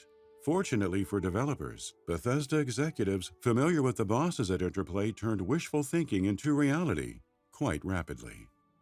The deal let a team helmed by Oblivion's executive producer Todd Howard start pre-production on the next Fallout, around the time Bethesda and Interplay inked their 2004 licensing agreement. Upon shipping Oblivion in 2006, Bethesda ensured the post-apocalyptic RPG received the brunt of its support, assigning some staffers to the Shivering Isles expansion for Elder Scrolls IV and placing the rest on what would become Fallout 3. In light of the Interplay property's rich heritage, all involved had their work cut out for them. creative leads decided early in the process that the studio would develop Fallout's new installment as if it had produced the original 2 adventures. In a making-of documentary, product manager Pete Hines said Bethesda dreamt of elevating the genre and gaming by paying homage to the classic series while simultaneously paving its own path.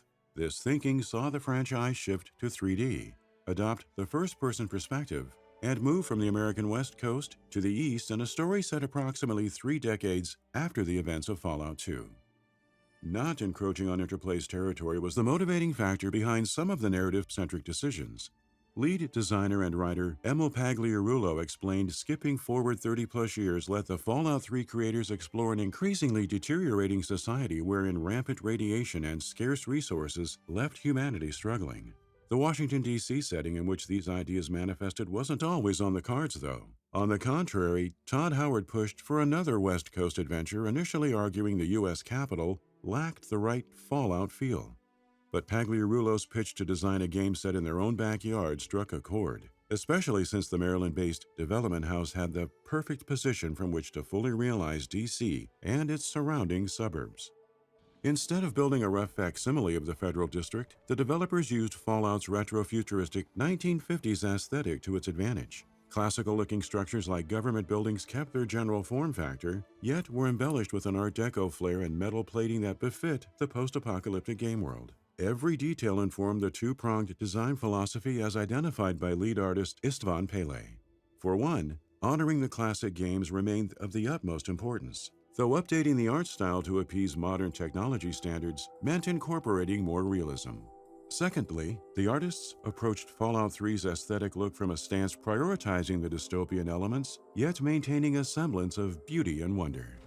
A kindred line of thinking determined the overall tone. Speaking with PC Gamer in 2019, lead producer Gavin Carter remembered Fallout 1 constituting the primary point of reference in this respect. Bethesda appreciated Fallout 2 for realigning the series tonally, but believed the humor and pop culture-laden themes pulled players out of the experience. Hence, Fallout 3's resurrection of the serious qualities pervading the original game. Ho giocato Split Fiction? Assolutamente. Per ora, per adesso è il mio GOTY. Incredibile. Also borrowed from outside sources such as Cormac McCarthy's The Road. Planning the adventure and all of its moving parts was one thing. Delivering on those ambitions conjured up other challenges. The Gamebryo engine that had powered Morrowind and Oblivion also brought Fallout 3 to life. The improvements made over the course of 8 years playing an integral part in the RPG's scope and detail. Todd Howard divulged on multiple occasions the original attempt at rendering way more of the Washington, D.C. map than necessary, eventually culminating in developers scaling back the game's size by about half. Locales like the district's downtown area received the brunt of the cuts. In turn, liberties were taken in the interest of gameplay, as seen in design decisions that shortened travel distances and shuffled around historical landmarks. But the trick lay in crafting gameplay elements that facilitated the depth of an RPG alongside the thrill of a shooter. After all, Bethesda Game Studios had no intention of making a straightforward FPS, so bridging the gap between the two genres felt paramount to nailing Fallout 3's moment-to-moment action. Howard and company thus devised Vault Tech Assisted Targeting System, or VATS, coming at role-playing and gun mechanics from an angle emulating the theoretical combination of Burnout's crash mode with body parts. VATS paused the action, allowing users a brief period of respite wherein they could take measured, precise shots at specific body parts. Successful leg shots slowed the enemy's movement. Hitting arms adversely affected their shooting accuracy, and headshots dealt devastating critical hit damage. Interestingly, pausing had no part in the initial design, only surfacing after developers realized that halting the chaos opened up the opportunity to tactically assess combat situations. While the importance of solid FPS gameplay couldn't be understated, Bethesda additionally had to measure up against Fallout 1's acclaimed commitment to meaningful choices and consequences. The pursuit of such a tall order encouraged the assignment of Emil Pagliarulo as Bethesda's first-ever lead writer. Pagliarulo's earliest contribution was penning the introductory sequence voiced by actor Ron Perlman, which the developer used as a guide when drafting the overarching narrative. Together, Pagliarulo and Howard conceived a tale focalizing a father and his child, the latter being raised from birth as a vault dweller who would eventually venture into the wasteland. From there, Pagliarulo scripted the main questline and provided a general framework for side quests. He thought of his role as more editorial in nature, leaving game designers to fill in the finer details. These combined efforts engendered an experience whose quest structure bore more in common with 1997's Fallout than Oblivion. There existed an immediacy to the choice and consequences storytelling, for instance, with long-term effects also balancing out the narrative threads in ways that would surprise players. Tree-based dialogue options deepen the role-playing, courtesy of Bethesda eschewing the more topic-based dialogue exchanges from its older projects. Ultimately, it all buoyed a Fallout 3 ending saturated with numerous permutations, each based on player behavior and choice. A contingent of series faithful cared not for Bethesda's intentions, though. Character artist Jonah Loeb divulged in a 2024 YouTube video that developers received death threats following the game's reveal, prompting the hiring of a security guard for the first time in company history. Loeb explained that, to this small but very vocal community, our attempt to resurrect the franchise was nothing less than a sacrilege. While somewhat derisively dubbed the entry Oblivion with Guns, the RPG's October 2008 launch on PC and consoles garnered widespread acclaim and won numerous Game of the Year awards. Post-launch DLC support in the form of add-ons Che anni like erano? Broken Ecco Steel and appunto. Mothership Zeta Comportamento di kept the certi è attention sempre squared on quello. the Fallout revival for quite some time. But while Bethesda's turn as the franchise steward had a long road ahead, the next trek across the desolate world involved a pit stop in familiar territory.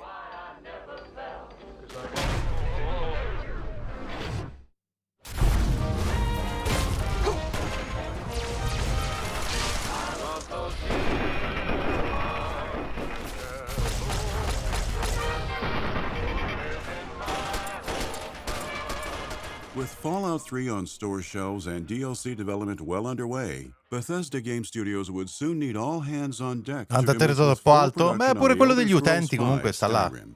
Cioè, Neither the studio è nor troppo its publisher lontano. wanted Piaciuto anche a Fallout loro. left on the sidelines for very long, Alla fin however. fine. So in realizing they couldn't do everything on their own, Bethesda passed the baton to Obsidian Entertainment, the Irvine, California-based group established in 2003 by Black Isle and Interplay E alumni qui, Fergus Urquhart, Chris Avallone, Chris Parker, esatto. Aaron Monahan, and Chris Jones.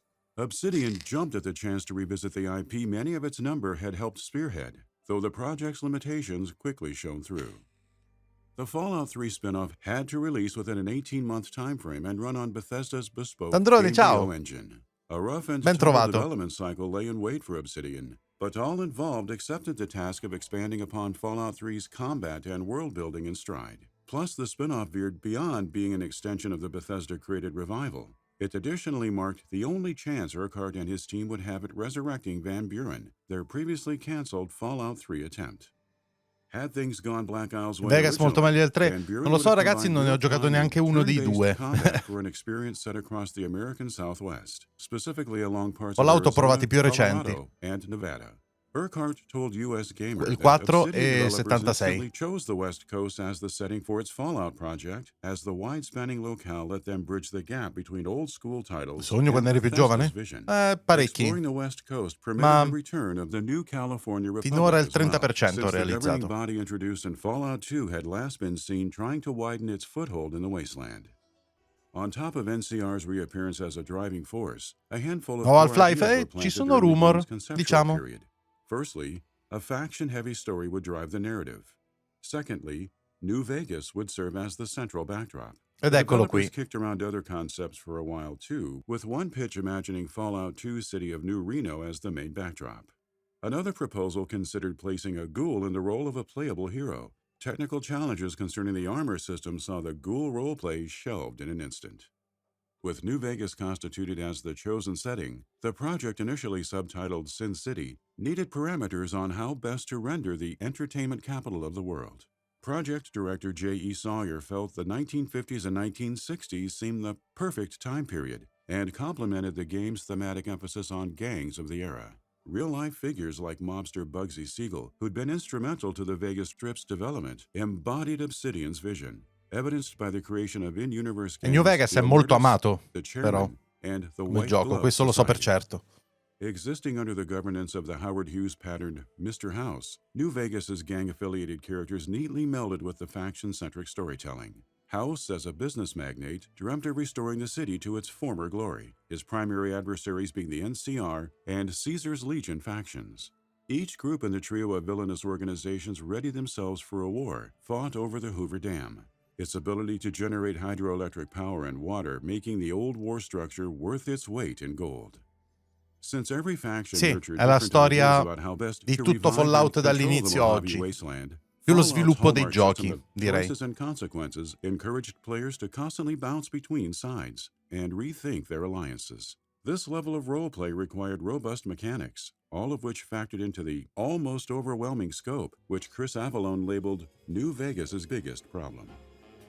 There's a lot of angles to this caper, complexities aplenty, but plenty of action too, enough for both of us. But we don't jabber about that out here in public. In spite of its 18-month development cycle and relatively limited budget, the RPG scale stretched too wide at the outset. After all, in addition to building on the foundations laid by Bethesda's Fallout 3, New Vegas let Obsidian revive elements of its axed Fallout 3 project codenamed Van Buren. The result more or less encompassed the team's vision, yet many recycled Van Buren ideas landed on the cutting room floor near the end of production. J.E. Sawyer divulged how New Vegas's most significant cuts removed the player's opportunity to better understand Caesar's Legion, a faction designed for the Black Isle-developed Fallout 3. Fashioned with sensibilities borrowed from Roman military history and Apocalypse Now's Colonel Kurtz, earlier iterations of Caesar's Legion in New Vegas occupied 3 vast locations east of the Colorado River. Developers had filled each area with content wildly different from the rest of the open world. In fact, another holdover from Van Buren was Ulysses, the Chris Avallone-created companion who would have proven sympathetic to the very divisive Legion. Obsidian later regretted excising the supplemental Caesar's Legion content, retrospectively identifying with players who è la storia di dismissed the Fallout. faction as repulsive and severely lacking New Vegas è in referenza a Star Wars? qualities. Yet, as Immagino the a October tante cose. 2000 ship date drew near, the team had no choice but to trim down the RPG's exceedingly large scope. Developers equally spent much of the final stretch ironing out a litany of bugs, many caused by Obsidian's unfamiliarity with the Gamebryo engine. Still, the title hit PC, PS3, and Xbox 360 with errors that harmed its short-term success and overall quality. Freezing issues, game-breaking quest glitches, and superficial technical bugs bedeviled the otherwise well-received spin-off. Except it wasn't received well enough to net Obsidian a bonus payment. Chris Avallone disclosed the details in a since-deleted post on social media, telling curious fans Obsidian's deal with Bethesda was a straight payment, with no royalties. Only a Metacritic score of 85 or higher would have earned the New Vegas studio a bonus. The aggregate score landed on 84 once all reviews were taken into account. Che merda mettere i bonus sul Metacritic, guarda, è una cosa che trovo oscena. And DLC like Dead Money and Lonesome Road let a crew helmed by Avallone flesh out the lore and experiment with quests. According to Sawyer, the add-ons were a way to delve into concepts that seemed risky for main game content, yet suited the RPG's core tenets. Ah, la serie TV, sì, l'ho vista, molto figa. Provided the Black Isle alum another opportunity to resurrect plans from Van Buren. Honest Hearts, I bonus economici alla gente in base al Metacritic. Veramente tremenda sta cosa. Proper as a nod to a Van Buren character named the Hanged Man. Avallone noted in a 2011 interview with Game Banshee that he loosely based the Forbidden Zone dome in the Old World Blues DLC on Van Buren's The Boulder Dome. Unfortunately, for some longtime fans, these additions didn't live up to their expectations. New Vegas's add-ons garnered tepid responses upon release. However, opinions warmed over time, enough that Fallout faithful hold out hope for Obsidian's potential return to the post-apocalyptic IP. But, in a way, the former Black Isle developers did say their final goodbyes. As Avallone told Game Banshee, Lonesome Road reset the game world's culture clock, its theme purposefully built around the final image in Fallout 1 of a vault dweller marching into a lonely future.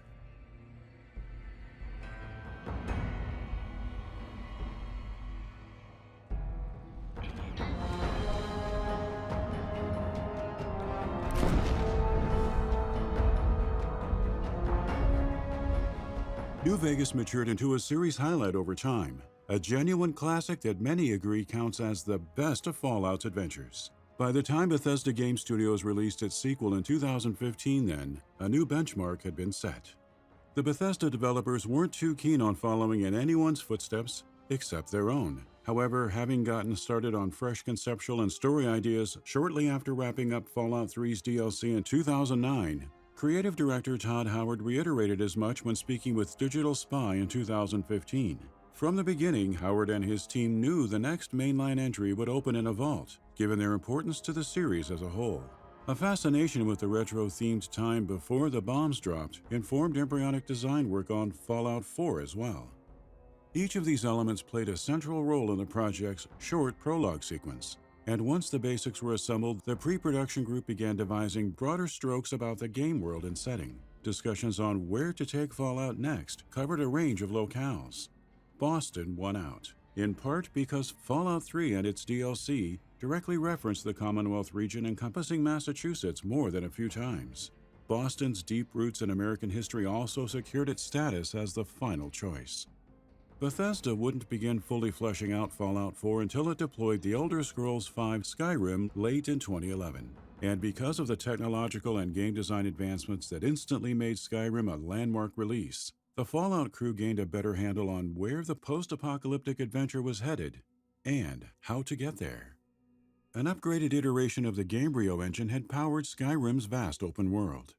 Named Creation Engine, this technology underwent yet another overhaul for Fallout 4, making way for improved animations, dynamic dialogue systems, deeper character customization, and BGS's il famoso first engine di fully voiced Bethesda, protagonist. These changes were di cui io buttressed by non other sono fan. gameplay-altering additions, namely a canine companion, gear and weapon mods, and an in-game level editor. Todd Howard explained on several occasions how player feedback on Skyrim dictated their approach to Fallout 4's open-world design and storytelling.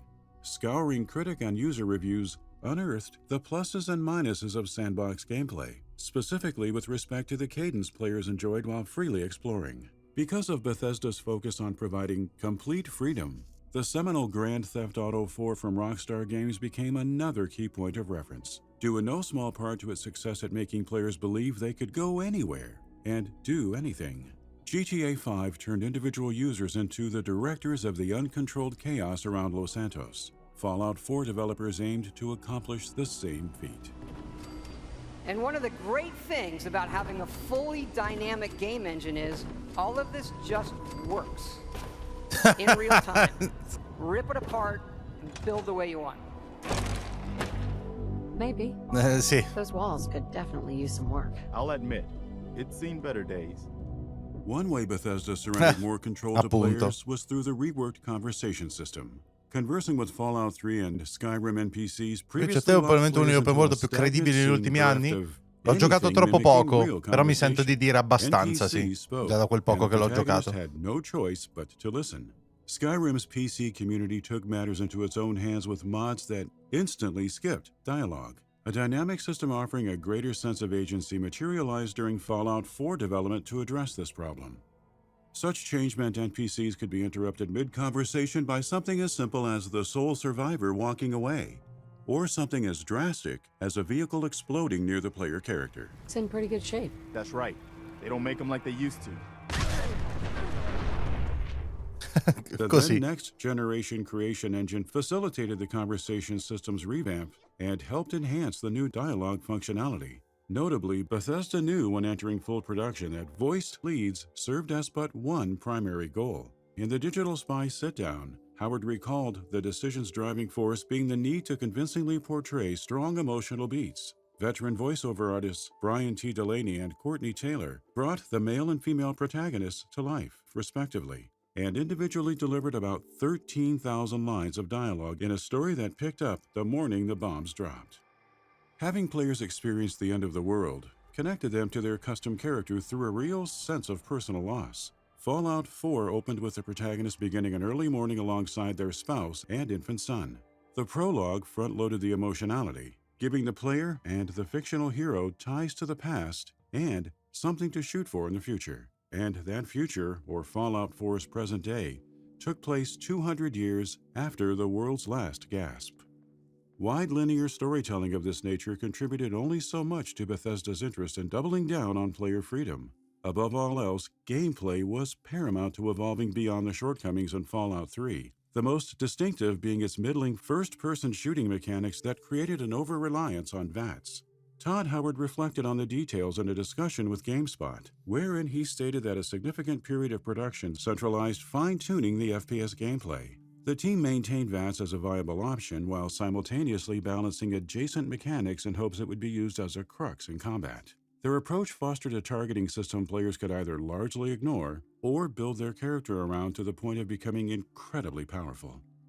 Fallout 4's in-game building features were integrated with the same testa sopravvalutate, hanno dato un po' la testa a Todd. people invested in diving deeper, but not necessary potrebbe for essere. completing the game. Sì. Talks of integrating the mechanic came up fairly early, inspired by the fact that numerous staffers on the 100-plus person team were knee-deep in sandbox crafting games Minecraft and Terraria. Folding a somewhat comparable feature set into the premise of Fallout seemed rather straightforward, but Howard admitted the crew struggled with ironing out the mechanics, particularly because they didn't want the system built in a separate editor. Fortunately, much of what Bethesda Game Studios envisioned for Fallout 4 manifested in the end, and as production wound down in the last few months, the company found itself with just a few more hurdles to overcome.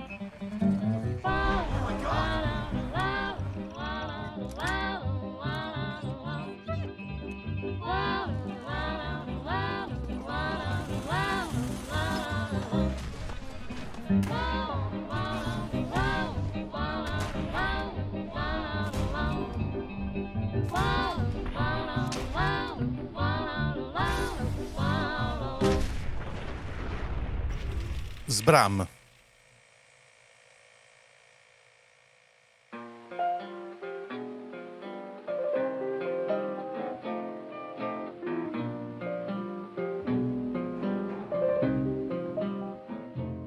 Days ahead of Bethesda Softworks E3 2015 press conference, the publisher unveiled Fallout 4 with a teaser website and cinematic trailer, promising further details would surface during the actual event. The pre-E3 reveal provided a mere taste to prevent the full showcase from feeling too overwhelming without a primer. It worked in Bethesda's favor, given the Fallout 4 presentation's positive impressions from franchise faithful. Best of all, the title boasted a November 2015 ship date. Thus, the wait for its debut lasted a few months. When asked about the short stretch between reveal and release, Todd Howard told Digital Spy he personally would have preferred a shorter gap. However, retail logistics concerning worldwide shipments of physical discs meant the 5-month stretch supplied the best-case scenario. But fans were sated with the rollout of Fallout Shelter in the hours following the event. Formally announced in the same showcase as the è fourth vero, main sì. Fallout Shelter hit iOS the night of E3. Fallout Shelter è il tipo di gioco con cui potrei tantissimo, cioè potenzialmente come genere io ci vado sotto con questo tipo di giochi, l'ho provato però non mi è piaciuto. And was teased in the animated Vault Tech ad featured in Fallout 3's E3 2008 trailer. XCOM and Spaceship Sim FTL Faster Than Light were touchstones for the mobile game's creation. However, Howard admitted there were times in the process that team leadership questioned whether Shelter had become too much of a distraction from Fallout 4 proper. The inherent desire to see the spin-off through to completion won out, though, and it did so in spades. Within days of release, Fallout Shelter skyrocketed on the App Store, Ha avuto un gran securing a spot as the successo. #1 game Sì. after beating out Candy Crush Sega. By day 10 of availability, the strategy game had topped the charts in 48 countries and amassed an impressive 70 million play sessions per day. For a time, it also counted among the highest-grossing apps on iOS, despite being a free game whose only monetization existed in lunchboxes filled with loot that could be earned through playing. Of course, Bethesda enjoyed another burst of success when Fallout 4 dropped onto PC, PS4, and Xbox One on November 10th that same year. Critic reviews praised it as the culmination of everything Bethesda. La Shelter ci ho passato i mesi sul cellulare, era una droga. Che infatti immaginavo. Potenzialmente poteva esserlo anche per me, ma non lo so, c'è qualcosa in quel gioco che non mi ha preso proprio. Fans were less impressed. Mixed and negative user reviews on Metacritic critiqued the lack of depth, lamenting how the once hailed role-playing elements suddenly felt pared down. The disconnect between critic and audience reception aside, many agreed graphical shortcomings, technical hiccups, and dated systems held it back, the aging creation engine taking much of the blame in this respect. And comparisons to The Witcher 3 Wild Hunt's groundbreaking release months prior didn't do Fallout 4 any favors. Either way, the RPG had a long tail, owed to 7 add-ons launching across a nearly 2-year period. Automatron, Far Harbor, and Nuka World were story expansions inviting players to explore new adventures, while 3 workshop DLCs and a high-res texture pack rounded out Bethesda's post-launch support. The premiere of Amazon Studios' celebrated Fallout TV adaptation eventually gave the title a new lease on life, boosting Fallout 4's Sì, serio, ha avuto un boost dalla serie TV veramente importante. The long-awaited deployment of a next-gen upgrade for PC, PS5, and Xbox Series X and S underscored the surge. But the Commonwealth outing, which shipped 12 million units in one day, wasn't the only Bethesda-developed Fallout experience to reap the benefits of the TV show's surprise success.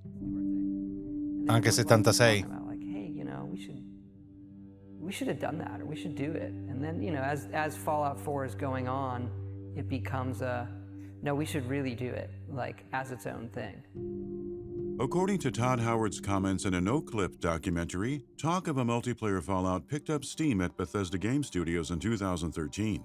Some staffers at the Rockville headquartered outfit had faith in the concept, others expressed skepticism. The uncertainty gave the studio license to table the discussion in favor of focusing on wrapping up Fallout 4, yet the idea wouldn't remain shelved for very long. Bethesda Game Studios Austin, the ZeniMax subsidiary behind canceled free-to-play hero shooter Battlecry, seemed the ideal home for testing Fallout's multiplayer capabilities, considering the studio's MMO bona fides. While the Rockville office finished Fallout 4 DLC support and shifted into full production on Starfield, the former Battlecry crew shouldered the weight of retrofitting Creation Engine into technology capable of powering online play. Al 76 sgradevole sotto ogni punto di vista, è iniziato malissimo, però poi mi sa che si è ripreso. Ciao Aldo, non so come stia andando adesso, ripeto. Creation Engine remained the technology of choice because of the Rockville staffers' familiarity with its various iterations. Training senior developers on new and unfamiliar tools would have proven too costly in the long run. In other words, higher-ups considered the old technology the path of least resistance. But the easy way out begat complex issues, the vast majority of which wouldn't reach a resolution until after Fallout 76's 2018 arrival.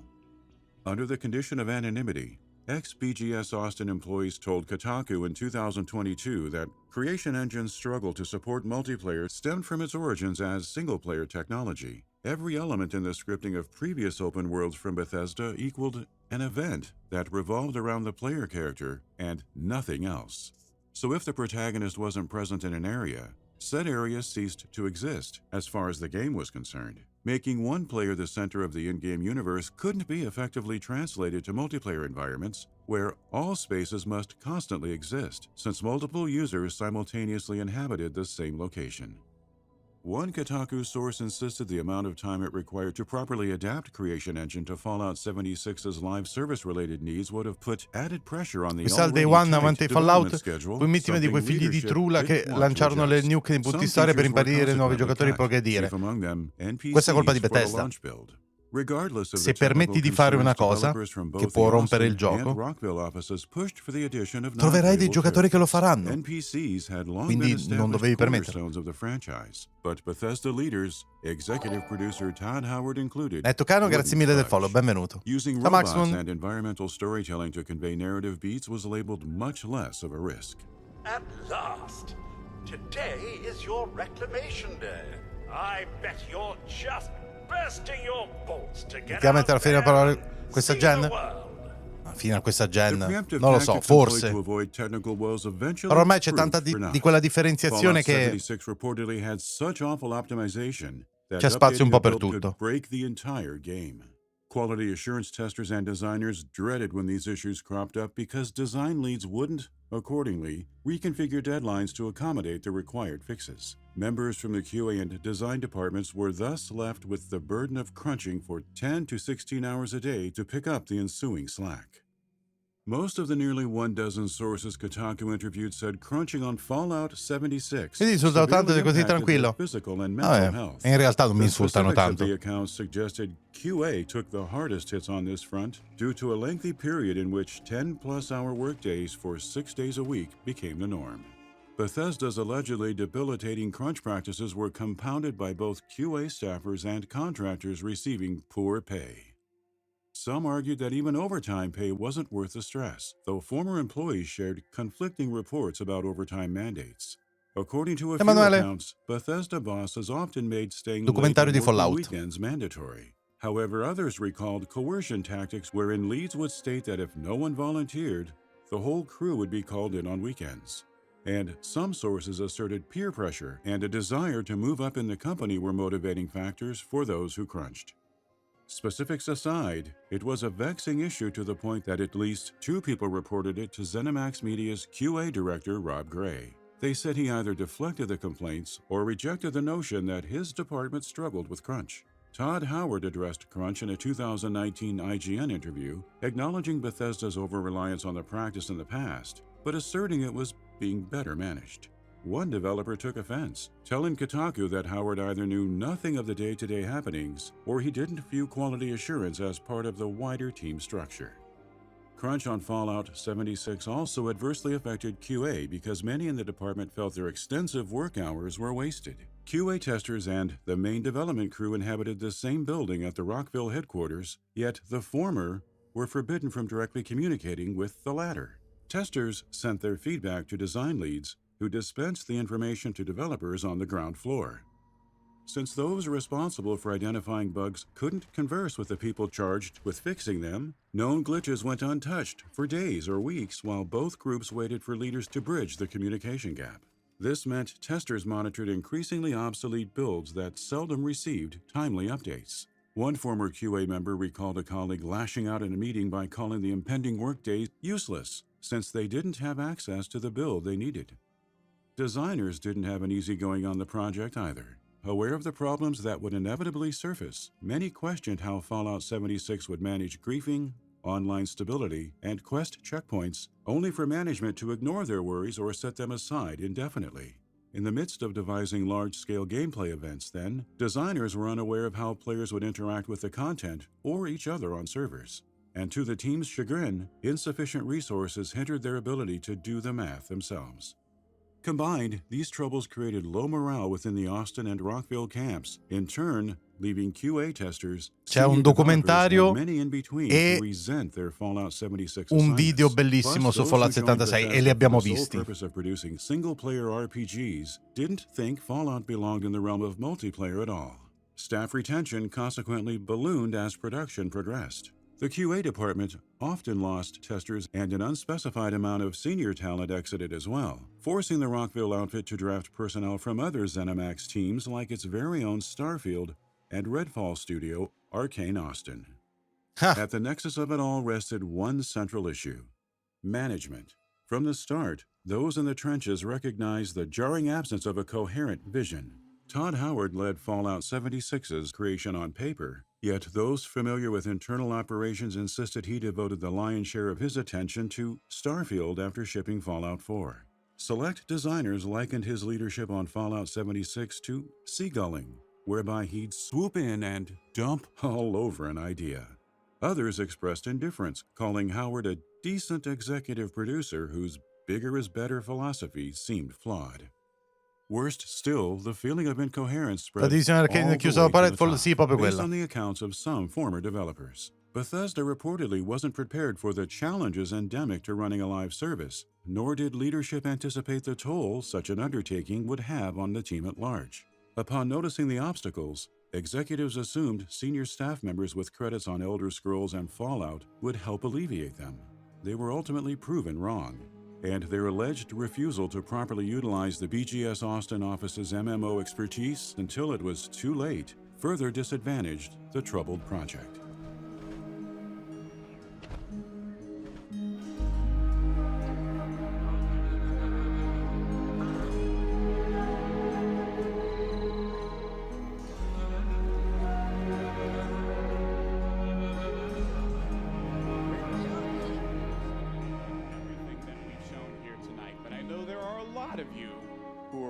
Here or really wondering about Fallout 76. Peppe, ciao.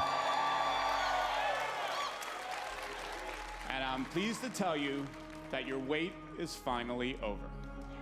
Bethesda Softworks unveiled Fallout 76 during its E3 2018 conference, inviting players on a new wasteland adventure set in Appalachia, a region comprising parts of West Virginia.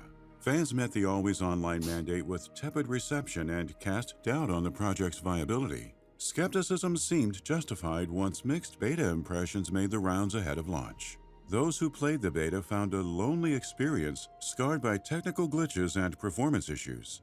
It looked and played like a Fallout game, yet the conspicuous absence of trademark elements like NPCs left the online title feeling soulless. Fallout 76's disastrous PC and console launch in November 2018 only amplified the unease and unrest amongst the fan community. Game-breaking glitches caused crashes galore, a number of them occurring when users performed actions as simple as visiting certain locations. Server issues similarly bedeviled the experience, along with graphical errors, distracting animation hiccups, and a treasure trove of UI and inventory bugs that impacted everything from fast travel functionality to looting mechanics. The developer's lengthy period of silence post-launch exacerbated frustrations about the state of the game. When Bethesda addressed complaints nearly 2 weeks later, the player base received an apology and a promise to make amends through timely bug fixes and content updates.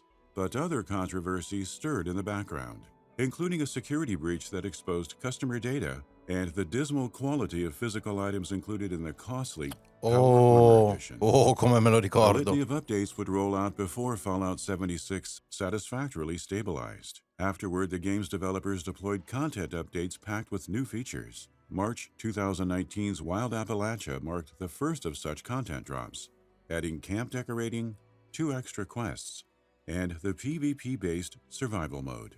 The changes featured in Year 1 of Fallout 76's post-release support received varied player reception, but the online title hit its stride when Year 2 arrived alongside Wastelanders. This long-awaited free expansion, most importantly, added human NPCs, on top of a choice and consequence-filled storyline. Wastelanders garnered lukewarm reviews from critics and players in April 2020, but sharply demarcated the line between Fallout 76's rough beginnings and potentially bright future, thanks to the game-changing updates that followed. By mid-2021, the consensus was that Bethesda had repaired the online spin-off's reputation. Such feelings had increased tenfold by the time Amazon's Fallout TV show premiered in the spring of 2024. Its critical success drawing newcomers and lapsed players to Appalachia in droves. The cross-media boost resulted in a staggering 1 million users playing Fallout 76 in a single day.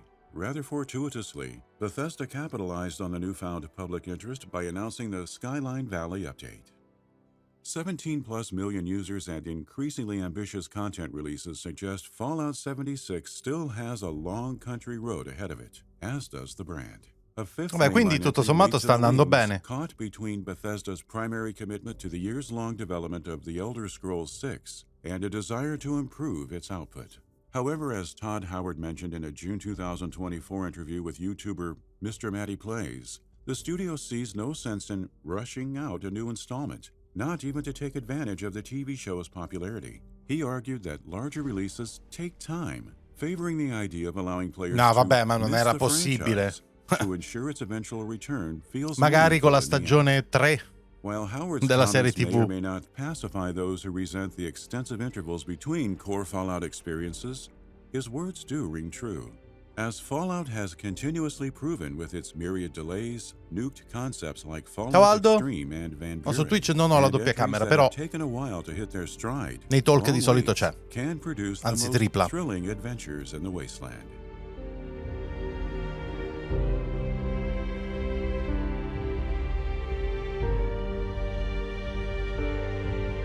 Base al feedback che ho io, Fallout 76 adesso è molto meglio di prima. Però non so altro. War.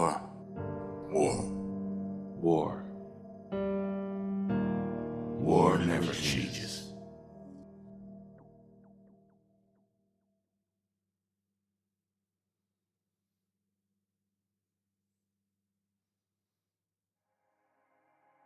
Ok, Thank you for watching è our finito video. qua. We'd like to take this time to thank, by name, the generous Patreons who have pledged to our Hall of Fame reward tier. Disco Cobra 2013. E adesso ringraziano i Patreon più generosi, quelli del top tier. Sauerkraut. Shuan Chinwin. Questo canale fa dei Fat documentari Green veramente Dragon, molto belli. And those currently subscribed to our producer reward tier. Adam Miller, Brock Piviroto, Darirab Sigurdsson, Dave Oshry, DCX NG, DJ Redden, Edward Rains. Vabbè, comunque ragazzi devo Fallen dire che Asterisk, adesso abbassiamo un attimino. Devo dire ragazzi che lo sviluppo di Fallout è anche più accidentato, caotico e pieno di casini di quanto immaginassi. Sir Alex, Perché onestamente l'idea che mi ero fatto io, non conoscendo i primissimi Fallout, è che fossero esattamente quel tipo di giochi ispirati e pionieristici, che in realtà sono, per carità, ma fatti con casualità e amore, ok? E invece è stato un casino di merda pure allora, e non è solo la gestione Bethesda che crea sti macelli. Direi, giusto? Quindi, ragazzi, è stato veramente un gran bel documentario. Non ho moltissimo da aggiungere, perché appunto è un documentario e non so su che cosa ci sia veramente da riflettere, considerando anche il successo dei vari titoli, nonostante le controversie, e la serie TV. Mi sa che il franchise andrà avanti. Credo anche che per un Fallout 5 ci vorrà da ci vorrà attendere veramente tanto tempo, e credo che continuerà Fallout 76, perché ora c'è anche un'altra stagione della serie TV che pare sì, è stata confermata. Chissà se arriveranno più in là, ma se arriveranno più in là potrebbe essere che sincronizzeranno una stagione della serie TV con l'uscita del nuovo Fallout. Io dal canto mio, ragazzi, sapete quali sono i miei gusti. Io con i giochi Bethesda ho dei problemi, non mi piace il gameplay, proprio non so, quella legnosità, quella poca d'utilità, ma non riesco proprio a giocarci come vorrei. Però l'ambientazione di Fallout, per esempio, la adoro. Mi piacerebbe tanto approfondirla, quindi dai, mi è venuto comodo questo documentario per esplorare un po'. Io la serie TV, se non altro quella l'ho vista tutta, molto bella, e aspetto anche la seconda stagione. Va bene, ragazzi, questo era il documentario. Fatemi sapere anche voi un po' che cosa ne pensate. Di nuovo, andate a supportare il canale di Gamers, perché fanno delle cose veramente fighe, e niente, così.